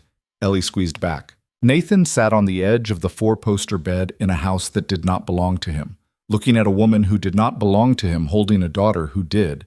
and realized, somewhere under the noise in his chest, that he was not going to leave tonight no matter what happened in it, and that this was something he was going to have to survive figuring out. Outside, somewhere deep in the house, a clock that no one had wound in 40 years chimed 4, and it was wrong by 13 minutes, and nobody in the house seemed to mind. The wrong clock kept chiming things. It had no business chiming, and Nathan used the sound to pace himself through the hours that stretched between the luncheon and the party. Ellie eventually slid out of Lena's lap and back onto the bed, where she fell asleep with Pepper tucked under her chin and one sock half off. Nathan sat next to her, his hand on her back, the way he used to when she was a baby who would stop breathing for 3 seconds at a time in her sleep and scare the life out of him. He could still do it. He could still feel the rise and fall through his palm, and it still anchored him when nothing else did. Lena was at the window. She had not moved in a long time. "You should try to rest," he said, quiet, so Ellie wouldn't wake. "I can't." "Yeah, I figured. Do you want me to leave so she can sleep better?" "No, she sleeps through anything. Last year she slept through me dropping a toolbox in the kitchen. You're fine." Lena turned from the window. The sun had moved. Her face was half in shadow now, and it made the tired under her eyes look bruised. "Nathan." "Yeah, the plan. I want to tell you while she's asleep." "All right." She came over. Not to the bed, to the small chair by the nightstand, so they could keep their voices low. She sat with her knees pressed together and her hands folded and looked at Ellie for a second before she started talking. "For about 6 months," she said, "I've been building a file. Emails, forwarded texts, screenshots of board meeting minutes that I wasn't supposed to have access to. An audio recording from a dinner 2 Christmases ago where Tobias and Adrian's mother discussed openly in front of me because they assumed I was drunk and wouldn't remember, discussed moving my mother to a facility in Vermont as a cost measure." They used those words. The facility they were talking about is a warehouse with a roof. I went there. I drove up there last April and walked around the parking lot until somebody asked me to leave. I know what they meant. Sam. Nathan did not say anything. He just listened. I have bank records I shouldn't have. I have a pattern of transfers that the regulators are going to care about, if anyone ever shows it to them. I have a letter from Adrian to Tobias sent last year, where Adrian says in writing that the Lena question will resolve itself once the engagement is announced. I have everything, Nathan. I have enough to end Tobias. I have enough to make Adrian's family quietly uninterested in him for 6 months while they do damage control. I have enough to make Vivian Vance very, very unhappy. Then why haven't you used it? Because the second I use it, I lose my grandmother. What? She doesn't know what I have. If she knew, she would tell me to burn the file and marry Adrian and keep the peace. She wants the peace, Nathan. That's the thing about her. She wants the family intact more than she wants anything. If I take this to a regulator or a journalist or even just to the board, my grandmother would be the one who pays. Her reputation, her chair. The name she spent her whole life building. Tobias would twist it so it looked like she'd known. She'd be forced out. The shock would kill her. So what are you going to do with it? I'm going to use it once. Tonight, or tomorrow morning, depending on how this goes. Not to burn them down. To make them stop. I'm going to put enough of it in front of Tobias and Vivian privately that they understand the engagement cannot happen, because I will ruin them both before I walk down any aisle. They'll back off. They'll have to. And my grandmother will never have to know any of it happened. That's a knife to your own throat, Lena. I know. They can call your bluff. I know. What if they decide it's worth the risk? Then I use it. All of it. And my grandmother, she stopped. Then I use it. Nathan looked at her for a long moment. The thing he wanted to say, the thing he was not going to say because it was not his place, was that she had been alone with this for a long time. Too long. You could see it on her, in the way she sat, in the way she had flinched in his garage a week ago. People who had been holding things alone for a long time held their bodies a specific way, and he knew it because he had been one of them for 4 years. Okay, he said. So what do I do tonight? Tonight, I just need you to be there. That's all. You don't have to say much. You don't have to charm anyone. You don't have to defend me. In fact, I would prefer it if you didn't, because if you do, Adrian will take it as a reason. Just be there. Be my boyfriend. Hold my hand when we walk in. Dance with me once, because there will be a dance, and Adrian will ask me if I don't have somebody to dance with. Sit with me at dinner. That's it. Don't engage Tobias. Don't engage Vivian, especially not Vivian. If she talks to you, let me answer for both of us. She is looking for weak points. If you give her one, she will use it. What kind of weak points? Anything. She'll ask about your ex-wife. She'll ask about your daughter. She'll ask what school your daughter goes to and how you pay for it. She'll ask things that sound like she's making conversation, and then she'll go stand in a corner with Tobias and put them together into something. She sounds like a piece of work. She is. Lena paused. Her husband died 4 years ago, by the way. Since you asked about her wedding ring earlier, in your head, I didn't say anything. You didn't have to. You look at hands. I noticed at the shop. You look at people's hands to figure them out. Everybody's got to tell. Yours is that one. I'll work on it. Don't. They sat in the half-dark for a minute. Ellie shifted in her sleep and turned toward Nathan and pressed her face into the side of his thigh, and he stroked her hair back and kept his voice very quiet. The file, he said. Where is it? Most of it's on a drive in my bag. Some of it's in an email to myself that sits in drafts. Some of it's with a lawyer in Boston who doesn't know what's in the envelope. He just knows to open it if I miss a call on a certain day of the month. It's a dead man switch. That's a very grown-up thing to set up. I'm 31, Nathan. I know how old you are. I didn't know how else to do this. I'm not criticizing you. I know. Sorry. I'm at the end of the rope. You're at the end of a rope that other people tied. She looked at him. He did not look back at her because if he did, he was not going to be able to do the job he had said he would do tonight. He kept his eyes on Ellie and stroked her hair. Lena.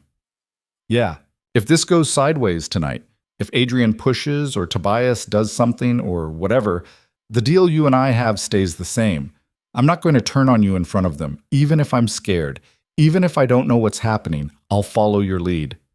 Nathan, I just want you to know that, in case I don't get to say it later.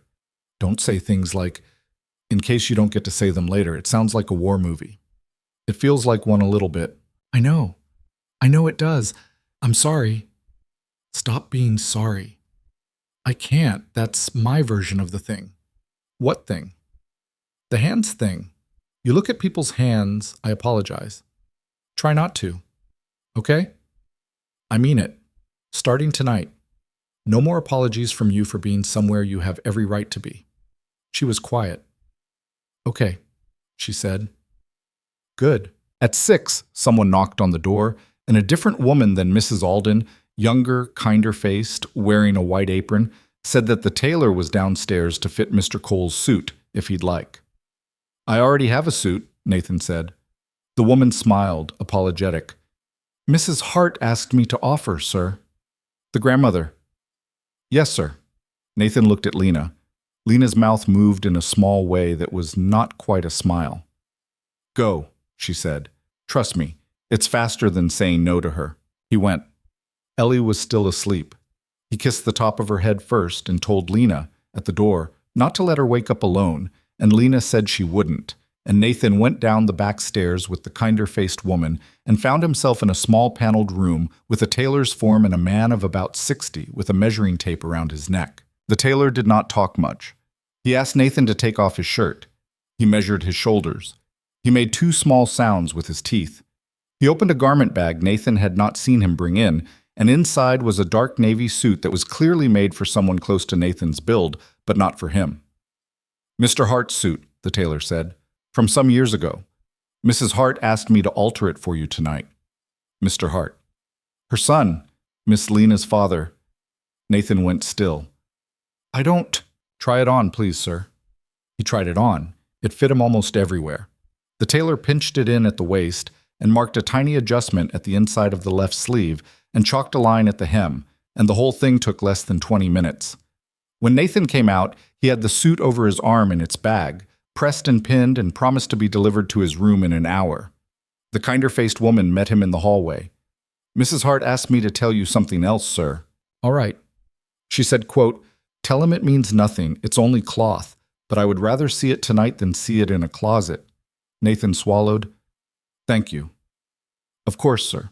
He went back upstairs. He did not tell Lena whose suit it was. He did not know how.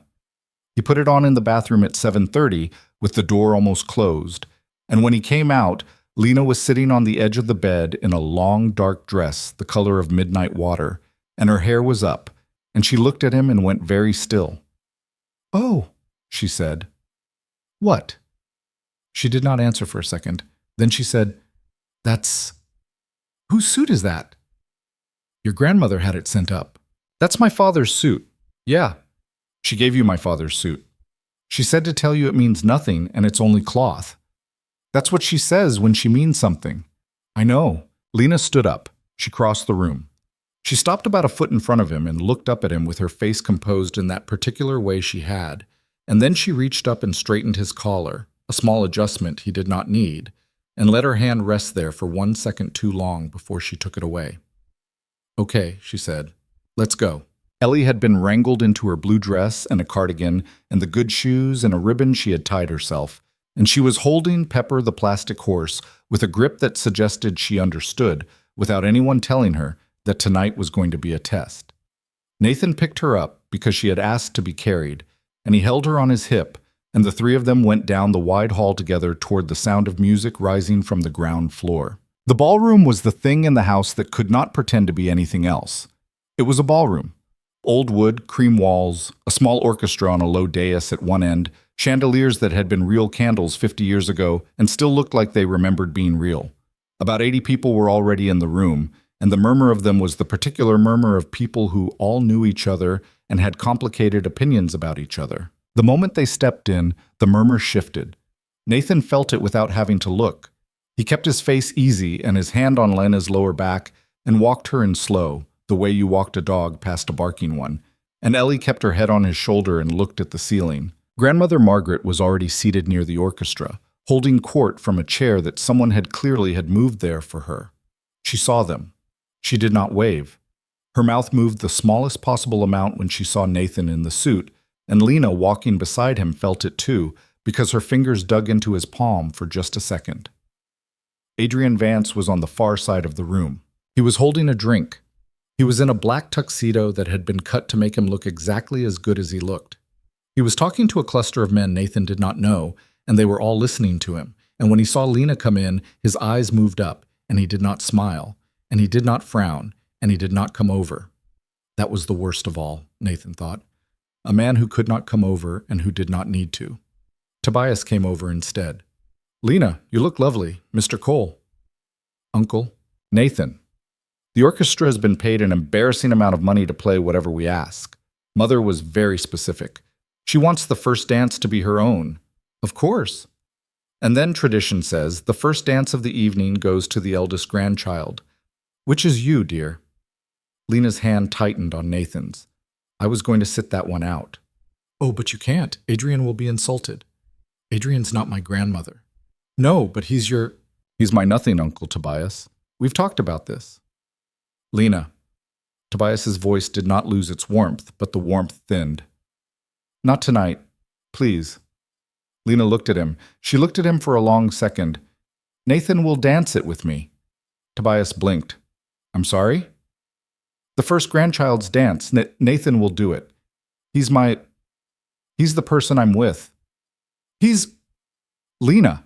Tobias laughed, short. "He doesn't know the waltz." Nathan said quietly, "I can hold my own." Tobias glanced at him. The laugh was gone from his face now. "Of course you can, Mr. Cole. Forgive me. I simply meant, it's a choreographed piece. The family knows it. It's done every year." "I'll figure it out." "I really must insist." "Uncle," Lena said, "don't." Tobias's face did something Nathan would think about later. There was nothing in it exactly. No anger, no hurt. Just a door closing, 3 feet thick, somewhere behind his eyes. He smiled.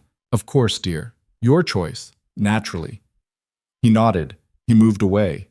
He walked across the ballroom to the cluster of men around Adrian, and he said something to Adrian that took about 10 seconds to say. And Nathan watched Adrian receive it, and saw nothing at all in Adrian's face either, and thought simultaneously that he was maybe going to throw up and that he was maybe going to see this through. "What did I just do?" Lena whispered. "Something honest." "That was stupid." "Maybe." "Nathan, I don't know how to dance either." "Yes, you do. Not the way they're about to play." "Then we'll make something up." "Oh, God. Don't get scared now. We're fine. Hey, look at me." She looked at him. "You said one dance. We're going to do one dance. It's going to be a little bad. Everybody's going to notice. That is fine. Let them notice. You're not here to impress them." "They're going to, let them." Ellie, still on his hip, said, "Daddy, what about me? Am I dancing?" "No, Bean. You're going to sit on Great-Grandma Margaret's lap and help her with her cake." "She has cake already?" "She will in a minute." "Okay. I will also be nice and not spill. That's all I ask." He looked at Lena over the top of Ellie's head. "Where do I put her?" "My grandmother. Really?" "You said there was one good one." Lena laughed, a short, almost disbelieving sound, and shook her head. Okay. Yes. Follow me." They crossed to Margaret. People watched them cross. Nathan understood very clearly that he was walking through a room that was not going to forget him for a long time. He tried not to care. He cared anyway. Ellie's heel was digging into his hip bone, and it helped him walk steady. Margaret did not move to stand.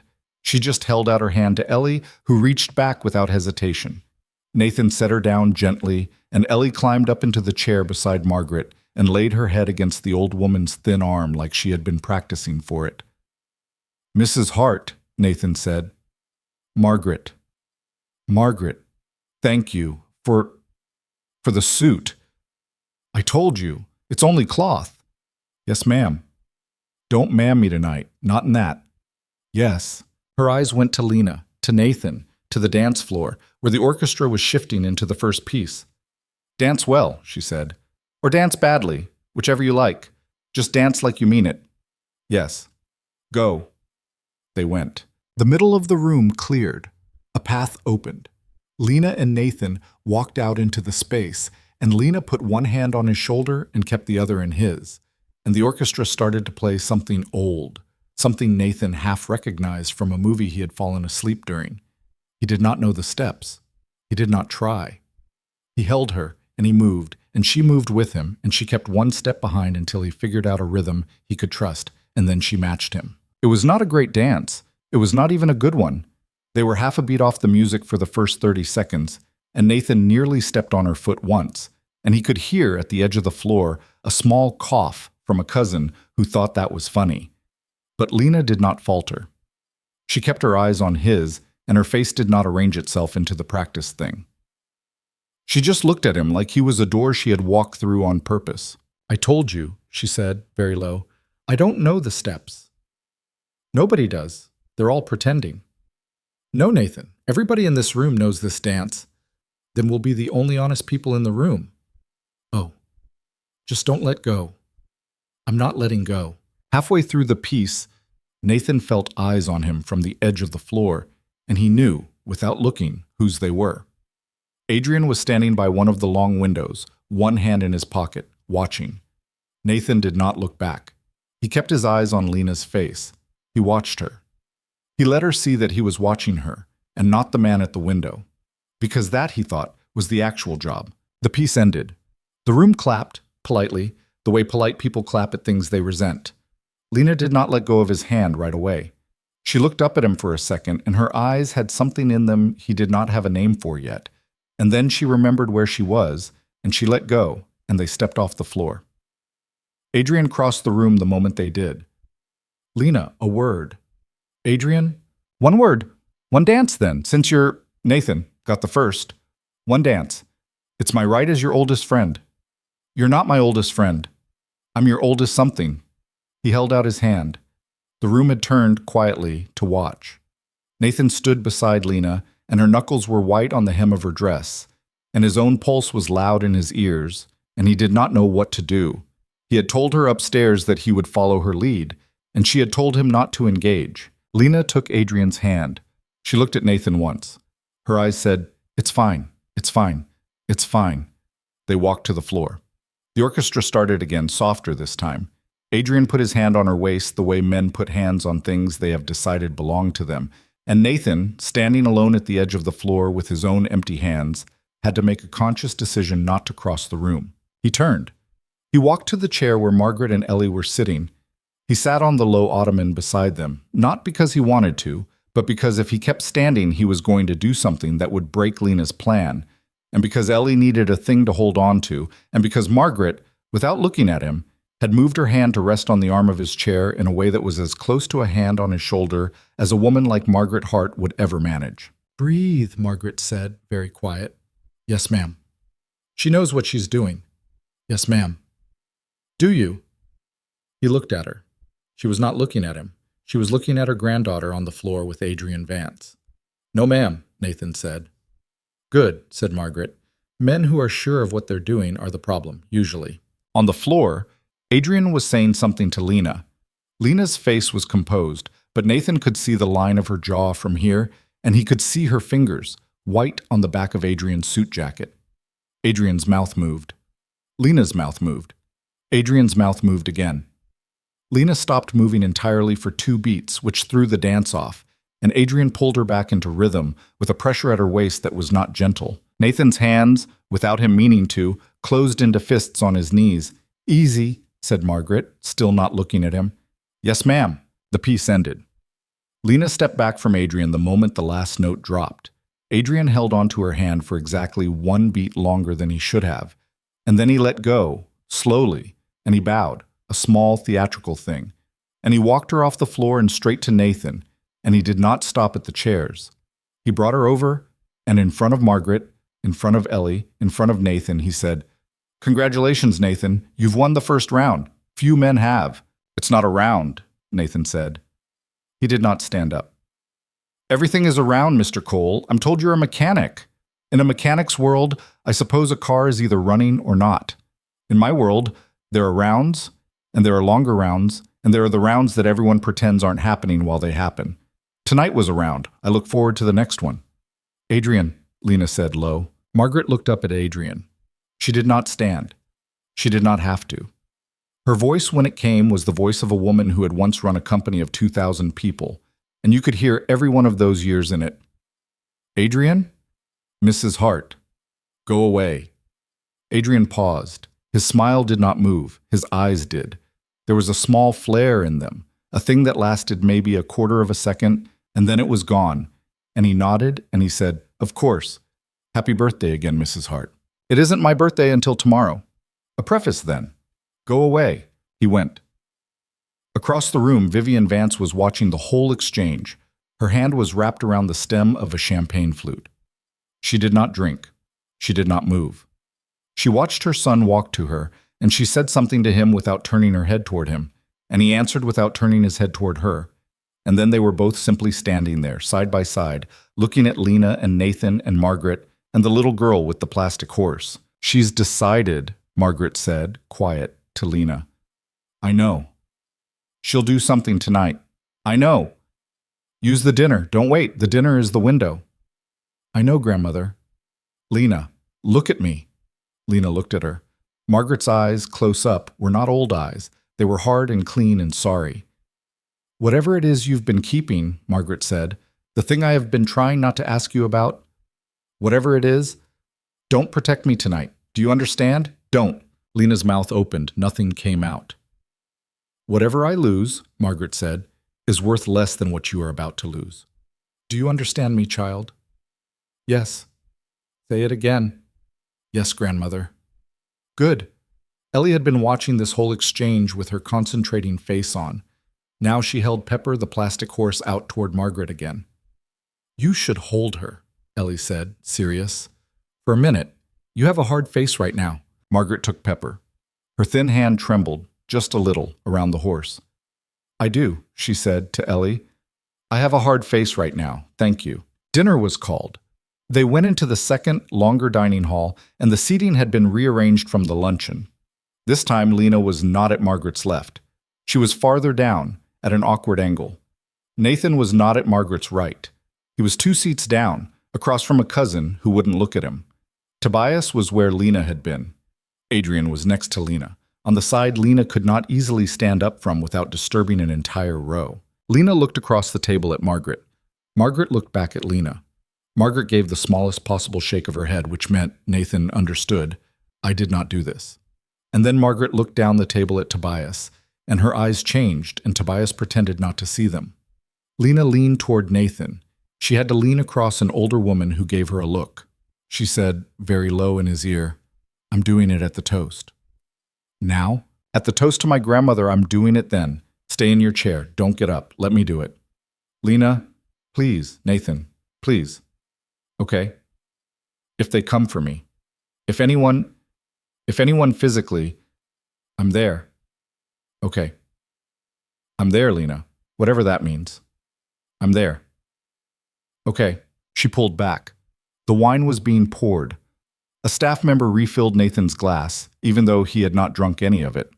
Ellie was at a small table on the side with the other children, supervised by a nanny in a gray dress, and she was smiling at something one of the other kids was saying, and she was going to be okay for the next 10 minutes at least. The first course was set down. Soup. Nathan could not remember what kind. He could not taste it. His heart was beating in his ears. He watched Lena at an angle. He watched Adrian beside her, watching Tobias.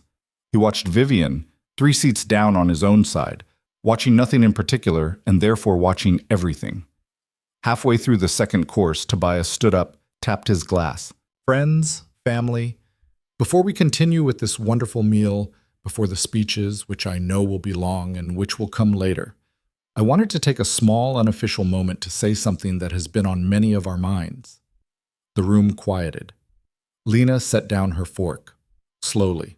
Tonight, Tobias went on, in this room, with family and the dearest of friends, I am delighted to be able to announce, informally, that 2 families who have been woven together for generations are about to be woven tighter. I speak, of course, of the Harts and the Vances. My niece Lena and Adrian Vance have... Lena stood up. She did not shove her chair back.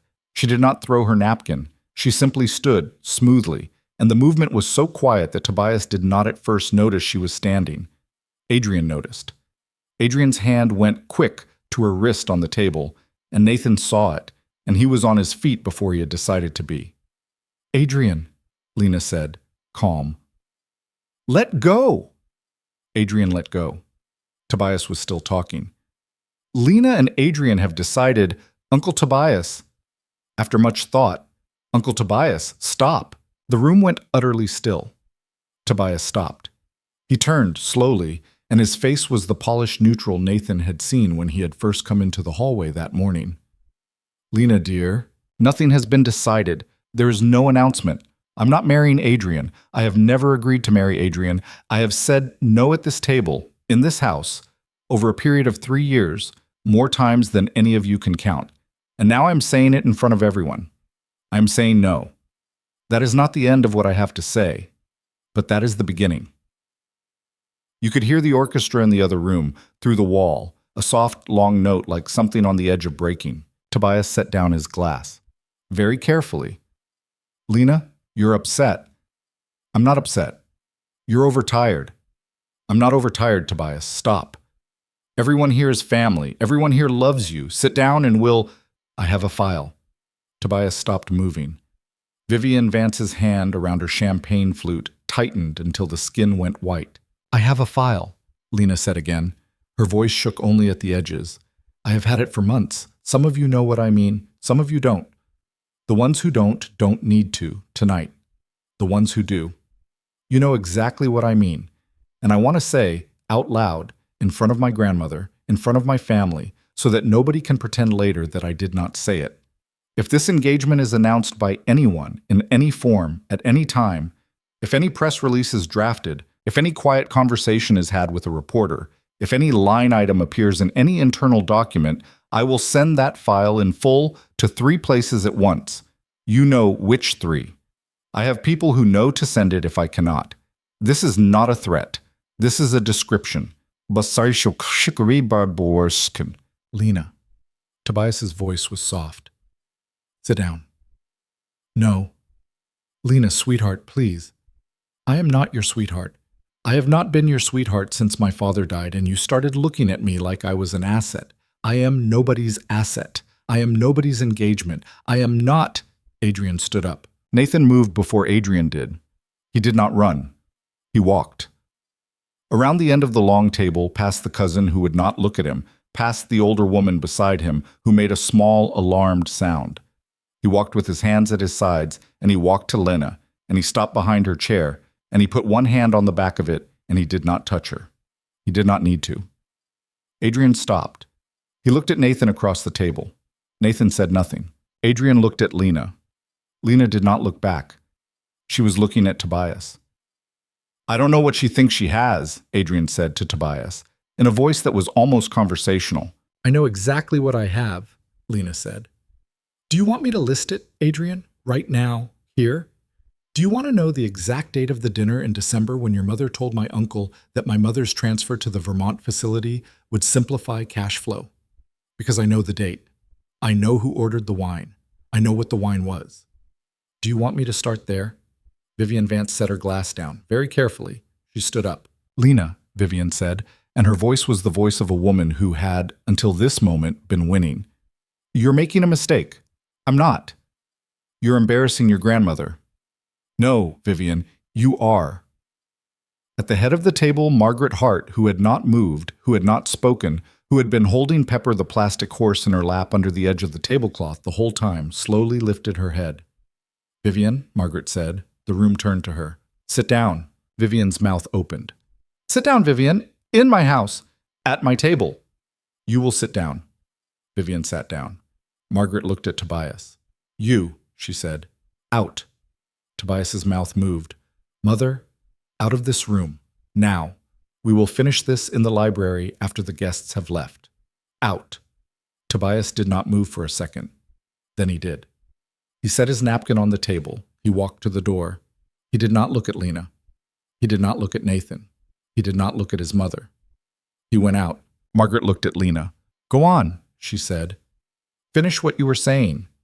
Lena's hands were shaking, not visibly. Nathan could feel the small tremor through the back of the chair he was holding. He kept his hand there. He did not touch her. I'm done, Lena said. That was all I needed to say. Good.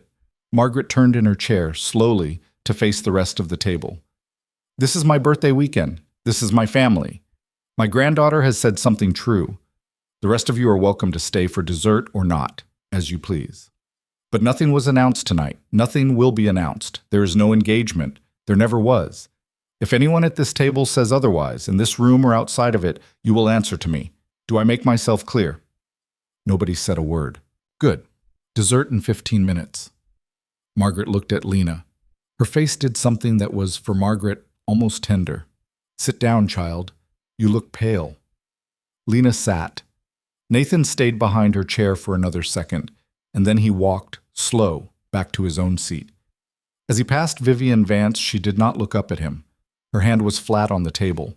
Her knuckles had gone a color Nathan had only ever seen on the faces of people who had just been in a car accident. Adrian sat down too, eventually. Dinner continued. Mostly. The ones who could eat ate. The ones who could not pretended to. A cousin, brave or oblivious, tried to start a conversation about sailing, and it limped along for about 2 minutes and then died. Ellie, at the children's table, was finishing a bowl of ice cream that had arrived early for her, and she was watching the adults the way she watched cartoons, serious, curious, not quite understanding but knowing something had happened. Nathan reached, under the table, for Lena's hand. She gave it to him. She squeezed once, not 2, not 3, just once, and then she held on.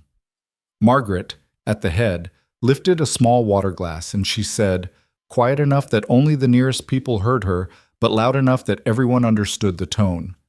To the truth, which is the hardest gift a family can give itself. Nobody clinked glasses. A few people lifted theirs, a fraction of an inch, and set them down. Nathan lifted his. So did Lena. So did Ellie, at her table, who had heard her great-grandmother's voice and was looking over, and who lifted her little glass of sparkling apple juice with both hands, like a real toast, like she understood exactly what had been said, even though she couldn't. Across the room, Vivian Vance stood up, slowly, and walked out of the dining hall without excusing herself. Her son stayed because he was the kind of man who did not leave a room in front of other men if he could help it. Nathan, holding Lena's hand under the table, watched Adrian across from them and understood that the hard part of the weekend was not over. That, in fact, the hard part had only just found out that it was the hard part. He squeezed Lena's hand 3 times, slowly. She turned her head very slightly toward him. Her eyes were wet, but she was not crying. She did not need to leave the room, she said with her face. Not yet. He squeezed once more to say, okay. And somewhere in a dark part of the house, a door slammed hard enough that the chandeliers shivered. The chandeliers stopped shivering after a few seconds, but the silence they left behind was a different kind than the one before the door had slammed. Before, the silence had been the held breath kind. After, it was the kind where everyone in the room understood that something had actually happened and that pretending it hadn't was no longer an option. A few guests stood up. A couple of older cousins drifted toward the door in a way that tried very hard to look like it was about something else. Somebody's husband asked for the car to be brought around. Somebody's wife said the drive back to the city was long. Within 10 minutes, half the table had found reasons to be somewhere else. Margaret let them go. She did not thank them for coming. She did not stand. She sat at the head of the table with her hands folded and watched them leave the way a person watches weather. Adrian Vance was one of the last to stand. He did it slowly. He folded his napkin the way his mother had probably taught him when he was 9. He looked across at Lena. He did not look at Nathan. He said quiet, and only loud enough for the few people still at the table to hear. I'll find you before I go. No, you won't, Lena said. Lena. No, Adrian, you will not find me. You'll leave. You'll get into your car. You'll go back to your mother's house, or her hotel, or wherever she's gone to pull herself together. And in a week, your people will call my people, and we'll have a very short phone call where everyone pretends nothing happened. That is how this ends. That's not how this ends. It is tonight. I'm not walking out of here like a man who... Adrian? Margaret's voice from the head of the table, not loud, not angry, final. Go. He stood there for a moment. His jaw worked once. Then he turned and he walked out. He did not bang any doors. He did not need to. His mother had banged enough for both of them. When he was gone, Margaret looked at Lena. Go upstairs. Grandmother, go upstairs, Lena. Take the girl. Take Mr. Cole. Go to the East Suite. Lock the door behind you. I will deal with my son. I should be there. You will not be there. Grandmother, he is going to lie to you. I know he is going to lie to me. Margaret's hand tightened briefly on the arm of her chair. I have been letting him lie to me for a decade because the alternative was losing him. I am done losing him. Go upstairs. Lena hesitated 1 second longer. Then she nodded. She stood up. Nathan stood up with her. Across the room, Ellie slid off her chair at the children's table and came around with Pepper under her arm, slightly sticky from ice cream, and she slipped her hand into Nathan's as naturally as if they were leaving a grocery store. They walked out of the dining hall together. In the long hallway, Lena's hand was in his the entire way, but she did not say anything. Her breathing was not steady. Twice she stopped for half a second as if to lean on the wall and did not, and kept walking. Nathan did not ask if she was okay because he already knew the answer, and asking felt like an insult. At the door of the suite, Ellie whispered, Daddy, is she crying yet? Not yet, Bean. She might. I know. That's okay. Okay. Inside the suite, Nathan closed the door and turned the lock. Because Margaret had told him to, and because he did not trust Vivian Vance to be in a part of the house he did not know the boundaries of. Lena crossed the room to the window and put her forehead against the glass. Her shoulders started to shake. Not sobs, just shaking. Her breath fogged a small circle on the pane. Ellie looked up at Nathan. Nathan nodded. Ellie went to Lena, quiet, and put Pepper in her hand, and then she wrapped both her arms around Lena's leg, just above the knee, and held on. Lena made a small sound. Nathan crossed the room too, slower. He stood behind them. He did not try to turn Lena around. He just put his hand flat on her back, between her shoulder blades, where the dress was cool and her spine was warm underneath it, and he held it there. I've got you, he said. Nathan. Yeah, I don't know what happens tomorrow. You don't have to know that tonight. I've been planning this for so long and I didn't plan for after. I only planned for the saying of it. I never got past the saying. I don't know what I... Lena. Yeah. Sit down. I can't. Sit down just for a minute. The floor, the bed, whatever. You've been standing for 4 hours. She let him lead her to the small chair by the window. She sat. Her knees pressed together, her hands still shook. Ellie, without being told, climbed up into her lap again, and Lena's arms came around her without thinking, and she pressed her mouth against the top of Ellie's head, and the tears finally started, very quiet. The kind that did not make a sound, the kind that just went. Nathan pulled the other chair over and sat opposite her, close enough that his knees touched hers. Breathe, he said. Let's see. That's all you have to do right now. Okay? Not through your mouth, your nose, like this. He breathed. She tried. She got it on the second try. Again. She did. There. I hate that that works. Yeah, it's the worst when the basic things work. She laughed, wet, and Ellie said, Are you okay now? Not all the way, sweetheart, but more than before. Okay. They sat there, the three of them. For a long stretch of time Nathan could not have measured afterward. He kept his hand on Lena's knee. Ellie kept her face against Lena's collarbone. After a while, Lena stopped shaking. Her breathing evened out. She did not stop crying exactly, but the crying went quiet, and she let it, and Nathan thought about how much of her life she had probably spent making sure nobody ever saw her do that. And he thought, specifically, that he was proud of her. And then he did not know what to do with that thought, so he put it away. After a while, there was a soft knock at the door. Nathan stood up, crossed to it, looked through the small peephole. Margaret. He opened the door. She was smaller than she had been 2 hours ago. That was the first thing he noticed. Nothing about her clothes had changed. Nothing about her posture. But her face, up close now, in the soft light of the hallway, looked like a face that had taken a beating and was walking itself back to its room on purpose. She came in. He closed the door.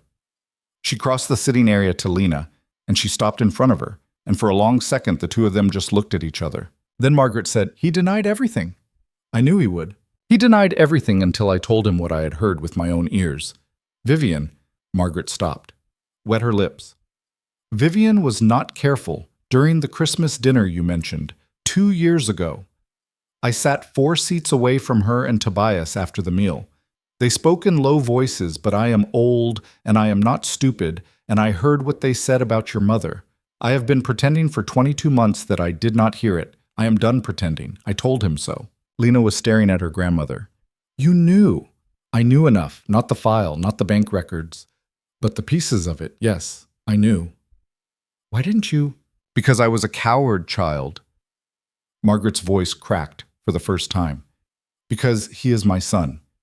Because I raised him, and I failed him somewhere, and I did not want to know how badly I had failed. Because I thought if I waited long enough, it would go away. And because I thought you were stronger than he was, and you were, but I asked too much of you. I am sorry. I am 80 years old tomorrow, and I am sorry, and there is no good time to say a sorry like this, but I am saying it now, because tomorrow I might not have the nerve. Lena was crying again. Different tears this time. Margaret did a thing Nathan would remember a long time. She lowered herself slowly with one hand on the arm of the chair until she was on her knees in front of her granddaughter, like a person half her age, and she put her thin hands on either side of Lena's face. You are my son's daughter, she said. You have been my daughter for 12 years, and I did not see you the whole way. I see you now. That is the only thing I can promise. I see you. And tomorrow, when I am 80, I will do the only thing I have left to do, which is to sit in the library with the whole family, and I will end Tobias's career in this company, and I will do it in front of everyone, and nobody will be able to unmake it. Do you understand? Grandmother, you don't have to. I do have to. I have waited too long. It was never your job to protect me. It was my job to protect you. I did not do it. I will do it now. Grandmother, say yes, Lena. Give me this. Yes. Good. Margaret kissed her forehead. Then she reached out and touched Ellie's hair very briefly, and Ellie, still pressed against Lena, turned her face and looked at the old woman. You're nice now, Ellie said, serious. I was trying to be nice before, child. But you were the hard kind of nice. Now you're the soft kind. Margaret made a sound that was half a laugh and half something Nathan did not have a word for. Yes, she said. Yes. I am very old, and I have been the hard kind of nice for a very long time, and I'm going to try to be the soft kind for as long as I have left. Thank you for telling me the difference. You're welcome. Margaret stood slowly. She looked at Nathan. Her eyes were dry. Her mouth was not quite steady. Mr. Cole? Nathan, I asked you to dance like you meant it. You did better than that. You stood behind her chair like you meant it. That was the part I was watching. I didn't do much. You did what she needed. That is the thing most men fail at, and they go to their graves not knowing. Yes, ma'am. You will come tomorrow, to the library, at 11. Ma'am, I want you there. You and the girl. I want everyone in that room to know who my granddaughter walked in with, because tomorrow, when I say what I'm going to say, it will matter that they see that she is not alone. All right. Good. Sleep. Both of you. All three of you. I will handle the rest of the house tonight. She went. The door closed softly behind her. Lena sat in the chair and held Ellie and did not move for a long time. Eventually, Nathan said, You want me to call Marion. Tell her we're fine. Please. He stepped into the sitting area and made the call. Marion picked up on the first ring, and he said, Hey, we're okay. It's a mess, but we're okay. I'll call in the morning. Nate? Yeah. Did you do the thing? What thing? The thing where you stand in front of a woman when somebody's being a jerk to her. Kind of. Figures. Hotel's fine. Pool has a jacuzzi. Call me at 8. Okay. He hung up. He went back into the bedroom. Lena was already up, setting Ellie on the big 4-poster, taking off Ellie's shoes with hands that had steadied. Ellie was mostly asleep already, the way kids fell asleep when the adult drama in a room had passed a certain threshold. Nathan helped Lena get the good dress off her daughter, his daughter, and into the pajamas from the plastic bag, and they tucked her in, and Ellie murmured something that was probably "Good night, lady," and fell all the way under before they got the blanket up to her chin. They stood there looking at her. She loves you, Nathan said, before he thought about whether to. I love her. I know. I know I've known her 2 days. I know. It's not... I don't mean it in a... I just mean... I know. I know you know. Yeah. They stood there for another minute. Neither of them moved. Lena's face, in the low light of the bedside lamp, was softer than he had ever seen it. The dress was wrinkled. Her hair had come halfway down out of its twist. Mascara had run a little, and she had wiped it without a mirror, so there was a small smear of black near her temple. She looked like a person who had been through something and was still here, and was not pretending not to have been. He said, quiet, I think you're the bravest person I've ever met. Don't. Why? Because if you say things like that tonight, I'm going to do something I can't take back. Like what? Like, Nathan. Yeah. Please don't make me name it. He looked at her. She looked at him. Her eyes were clear now. Okay, he said. Not tonight. Okay. Not because I don't... I know. I just mean, I know. Okay. They left Ellie asleep under the covers and went into the small sitting area between the 2 bedrooms. Lena sat on the little sofa. Nathan sat on the other end of it, one leg crossed over the other. The lamp between them cast a yellow circle. Outside, the house was quiet in a way it had not been all day. Somewhere, very far, there was the tick of the wrong clock. Still wrong, still 13 minutes off. I used to think, Lena said, eyes on her hands, that if I could just keep my head down for a couple more years, I could outwait them. I could outwait Tobias until grandmother died, and then I could leave, and I could go do anything I wanted with my life. I had apartments picked out in a couple of cities. I had a plan where I'd travel for a year. I had the name of a nonprofit I thought I'd volunteer for. I was going to be, I don't know, a quiet woman. A woman who didn't have to smile at people she hated. Ban to špas suminėts. What changed? The facility in Vermont. I drove up there and I saw it. I came home and I started the file that night. I've been two people since then. The one at every dinner who still smiled at Adrian across the table, and the one at home, typing names into a spreadsheet. That's hard work. It was easier than the other thing I'd been doing. Which was? Pretending none of it was real. He nodded, slow. He thought about the early mornings in his kitchen after Rebecca had died, before he had known how to be the father he was now. He thought about the way he had, for maybe 6 months, simply not felt things on purpose, because feeling them was going to break something he did not have time to get fixed. He did not say any of that, but he understood what she had just said in a way he understood almost nothing else. "What happens tomorrow?" he said. "I don't know exactly. Grandmother will do what she said. I'll be in the room. It'll be public enough inside the family that Tobias won't be able to slide out of it. She'll probably move him to a non-voting role. She'll probably appoint an interim someone. She'll probably give me the seat he had, or offer it, or I don't know. I haven't thought past her making it stop." "Do you want the seat?" "No." "You sure?" "I don't know. I don't know what I want yet. That's the scary part. I've spent so long knowing what I did not want, I haven't practiced the other side of it." "You'll figure it out." "Will I?" "Yeah." "You say that like you know." "I know what people look like when they're figuring it out. You look like that." "I look like I've been crying." "You can look like both things." She smiled, a real small smile, and she let her head rest back against the top of the sofa. "Nathan." "Yeah, I didn't lie to you about the weekend." "I know.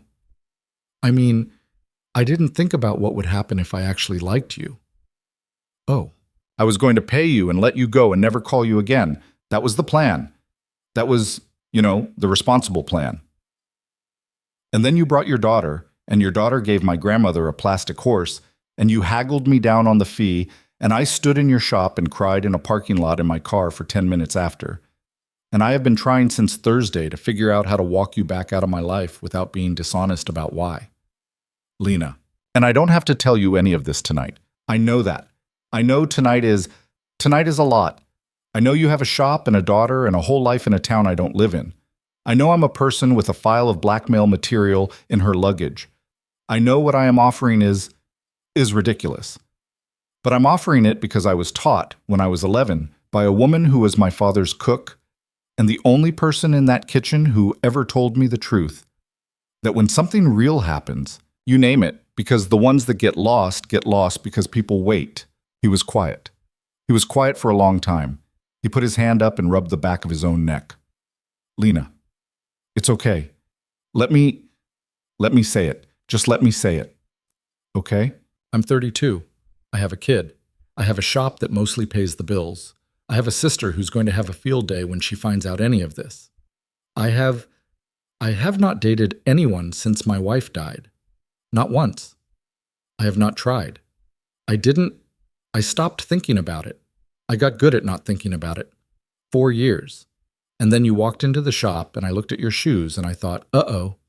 That was the first thing I thought. Uh-oh. This is going to be trouble. And I was right. And I don't know what this is. I don't know what any of this is. But I know that when you stood up at that table tonight and started talking, I was more scared and more proud at the exact same time than I have been at any point since the day Ellie was born. She was crying again, the soft kind. "I don't have a ring or a speech or a thing I've been practicing," he said. "I'm not good at this. I'm a mechanic. I fix things that are broken and leave them alone when they're running. What I'm saying is, I don't know exactly what's starting, but I don't want to walk it back. I don't want to be the kind of person who waits until a feeling is convenient. And I've got a kid in the next room who picked you out like a piece of fruit on the first day. She picked you, my kid. And she doesn't pick people. So. We take it slow. You figure out your life. I keep fixing cars. We see what it is. And we don't lie to each other, even about things that hurt. Deal? Deal. Okay. Okay. She reached for his hand. He let her. She did not pull him toward her. She just held it. They sat like that for a while. "Nathan." "Yeah." "Thank you for not making me say it by myself." "Yeah. And for the record, I'm scared of you a little. Same. Good. At some point, without planning it, he put his arm along the back of the sofa, and she leaned into his side, and they stayed there like that, awake and quiet, until Nathan realized Lena had fallen asleep against his shoulder. Her face was relaxed in a way he had not seen in any part of the weekend. He stayed very still, so he wouldn't wake her. He stayed there eventually, most of the night. He slept for maybe 2 hours at the far end of the sofa, with Lena's head in his lap and a throw pillow under her cheek, and Ellie's quiet breathing coming through the open door of the bedroom. In the morning, he woke to a gentle knock at the suite door. He untangled himself. He checked on Ellie, who was asleep with both arms flung out. He opened the door. It was Mrs. Alden, with a tray of coffee and a small folded card. "The library at 11, sir. Mrs. Hart asked me to remind you. Breakfast is downstairs in the east parlor when you're ready." "Thank you." "Sir?" "Yeah. I just wanted to say..." Mrs. Alden's face, which he had pegged on Friday as professionally unreadable, did something small. "We are glad she is all right. The staff. We have been worried about her for some time. We are not supposed to say things like that, but I understand. Thank you, sir." She left. Nathan carried the tray inside. Lena was sitting up on the sofa, rubbing her eye with the heel of her hand like a child. "Coffee," he said. "Thank God." "Thank Mrs. Alden." "I love Mrs. Alden. I'm going to buy Mrs. Alden a house." "Okay, 11 o'clock. Library." "I know." She took the coffee. Their fingers touched. She smiled at him over the rim of the cup, small, tired, real.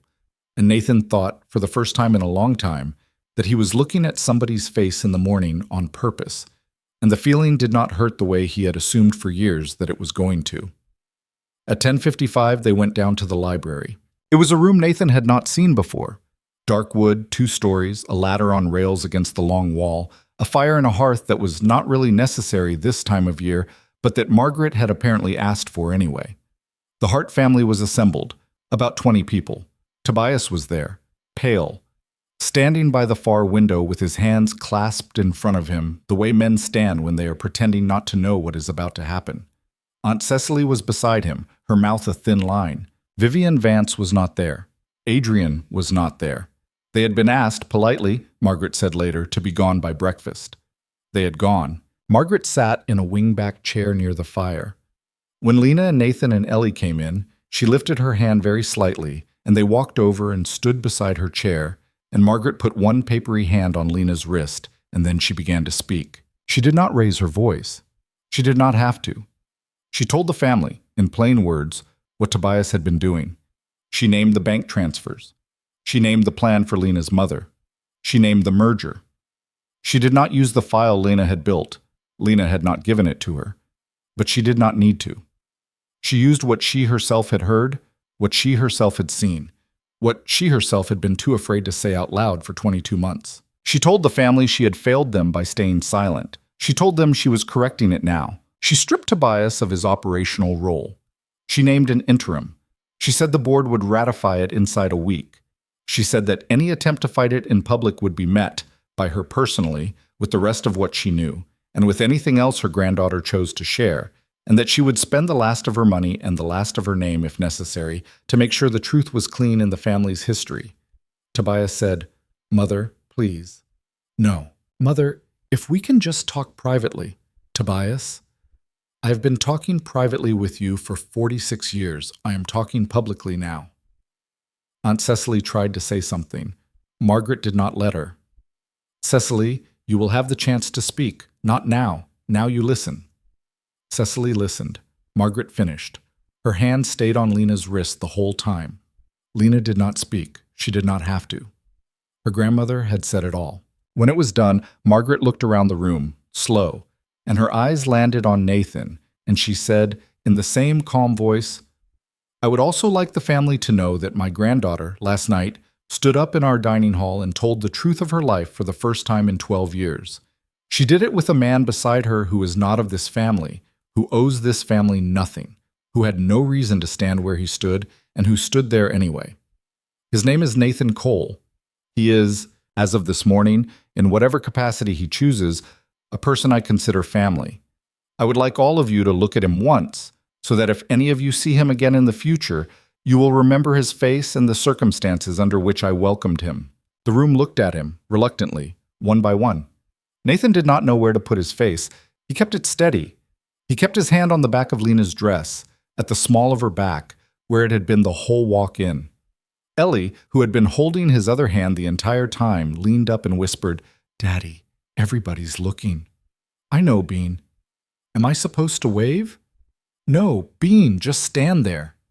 "Okay." The meeting broke, eventually, without applause, without thanks, without any of the softness Nathan had half expected from the end of something that big.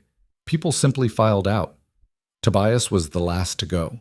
He walked out past his mother without looking at her, and she did not look at him either, and Nathan watched the two of them fail to meet eyes and understood that something between a mother and her son had just ended forever, and that Margaret had done it on purpose, and that it was going to cost her more than she had let anyone see. When the room was empty, Margaret closed her eyes and let her head fall back against the wingback for a minute.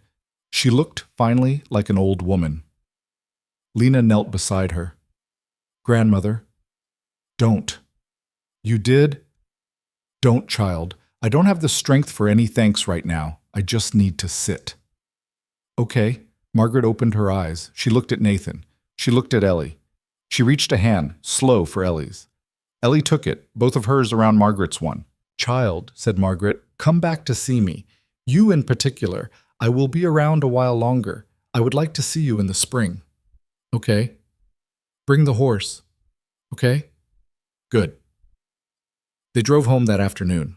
Ellie fell asleep in the truck within 10 minutes of clearing the gate. Nathan drove. Lena, in the passenger seat, looked out the window most of the way. Now and then she reached over and put her hand on his on the gear shift, and neither of them said anything about it, and neither of them took their hand away. At the gas station on Route 7, the same one where they had met on Saturday morning, which felt like a week ago and 3 days ago at the same time. They pulled over so Nathan could get coffee, and Lena got out to stretch her legs, and they stood for a minute in the late afternoon sun in the empty part of the lot, and just looked at each other. "I'm not going back to that house," Lena said, quiet. "No, I'm not going to my apartment either, for a while. I have somewhere. A friend. A real one. I'll go there for a week or two. I need to breathe." "Yeah." And then, "Yeah. I'll call?" "Yeah." "Okay?" "Okay." She hesitated. Then she crossed the 2 feet between them, and she put her hand flat on his chest, and she went up on her toes, and she kissed him once, on the cheek, just at the corner of his mouth, slow enough to count and short enough to stay honest. Then she stepped back. "Thank you, Nathan Cole." "Lena." "Yeah. Drive safe." "You too." She got into the Jaguar. It started clean, the way he had fixed it. She pulled out of the lot, and the sun caught the back window, and she lifted one hand off the wheel in a small wave, and then she was gone. And Ellie in the truck murmured something in her sleep, and Nathan stood there for another second with the coffee going cold in his hand, and he thought, very clearly, the first honest thing he had thought about his own future in 4 years. He thought, okay. He got into the truck. He drove his daughter home. The town did not know anything had happened. That was the strange part, the part Nathan kept coming back to in the weeks after. He came home on a Sunday night, and on Monday morning he opened the shop at 7 like always, and Mr. Delgado dropped off his Buick with a coolant leak at 7:15. And by noon, Nathan had his hands inside an engine and grease up to his wrists, and nobody in the whole town had any idea that a family in Connecticut had been quietly taken apart over dinner 2 nights before. Lena called on Wednesday. Not about anything in particular, just to say the friend's house was quiet, the bed was soft. She had slept for 11 hours straight the first night, and she was going to stay through the month. She called again on Saturday, then Tuesday, then every few days, not at a scheduled time, just when she had something to say. Sometimes it was big. Tobias had agreed not to fight the board. Her grandmother was tired but steady. Her mother's care was secure. The lawyer in Boston had gotten his envelope back unopened, and sometimes it was nothing, just the way a cardinal had landed on the railing of the porch. She was reading on, and she had thought about telling somebody, and she realized the somebody was him. He did not always know what to say back. He stopped trying to be clever about it. He just listened. He told her about Ellie's math test and about the Silverado that had come back for the third time with the same mystery rattle. He told her Marion had not, in fact, had a field day, but had instead said, "Well, finally," and changed the subject, which was her version of field day. He did not say he missed her, because he was not sure what that word meant yet between them, but he thought about her at the kitchen sink most mornings, and he knew she knew it. She came back in April, not to stay, just to visit. She drove up on a Friday, in a rented car this time, not the Jaguar, because the Jaguar was now with her grandmother in Greenwich, where it belonged. Ellie saw her through the front window and was out the door and into her arms before Lena had fully stood up out of the driver's seat. Nathan stood on the porch and watched the two of them, and Lena looked up at him over the top of his daughter's head, and the look on her face was the look of a person coming home to a thing she had not been sure was going to still be there, and finding that it was. They did not rush anything after that. She came up weekends, then longer weekends. In July, she stayed 3 weeks. By fall, she had found an old farmhouse about 15 minutes from the shop, on a road with a stone wall along one side, and she was painting rooms by herself on ladders that were too tall for her, and Nathan was pretending badly that he was not happy about any of it. On a cold Sunday in November, he and Ellie drove over with a pot of soup Marion had made. Lena was on the porch in an old flannel, a paintbrush in one hand, her hair in a clip. She straightened when she saw the truck. She waved the brush. Ellie was out before the engine cut off. "Lady, I have been painting for 4 hours and I hate green now." "We brought soup." "I love soup." "We also brought Daddy." "I love—" Lena caught herself, grinned, embarrassed. "I love soup, and also Daddy." Nathan came up the steps with the pot. "Hey, hey." He set the pot down on the little table by the door and looked at her for a second, and she looked back. And he reached out and tucked a piece of hair behind her ear. The same small gesture he had seen her do to her own collar in the mirror at her grandmother's house 8 months ago, and she let her forehead rest against his shoulder for a breath. Ellie watched this with the face she used for important information. "Are you two married now?" she said. "No, Bean." "Are you going to be?" "Maybe someday, Bean." "Okay, soup." They ate soup on the floor of a half-painted room because Lena had not bought furniture yet and did not seem to be in a hurry about it. Ellie told Lena about a boy in her class who ate glue on purpose. Lena told Ellie about a woman in the grocery store who had argued with a melon. Nathan did not say much. He watched them. He thought about how, for a long time after Rebecca, he had believed his real life was the part that had already happened, and everything after was just the part where he kept his daughter alive until she could keep herself alive. He had been wrong. He had been wrong about it the whole time. Later, when Ellie had fallen asleep against Lena's side with her mouth half open, Lena whispered, "Nathan, yeah, I don't miss any of it. The house, the money, the name. I thought I would. I don't. Good. I miss my grandmother. I know. She's coming for Christmas. She wants to meet your sister. I told her to wear armor." He laughed. Lena leaned her head against him. "Nathan, yeah. This is enough. This is what enough feels like, right? Because I never knew." He thought about it. He thought about his garage and his kid asleep on a woman's shoulder in an empty farmhouse on a cold afternoon, and about how the whole shape of a life could turn sometimes on somebody walking into your shop in the wrong shoes and asking you for a lie. He thought about how the lie had been the only honest thing either of them had done in a long time.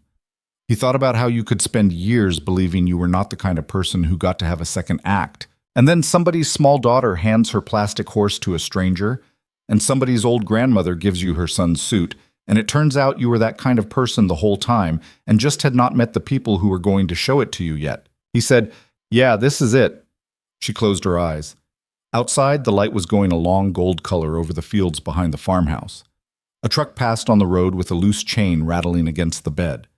A cardinal landed on the porch railing. Ellie sighed in her sleep and pushed her face harder into Lena's ribs and did not wake up. Nathan sat there with the two of them, in a room that smelled like paint and soup, in a house that was not finished, in a life that was not finished either, and for the first time in a very long time, he did not want it to be. The end.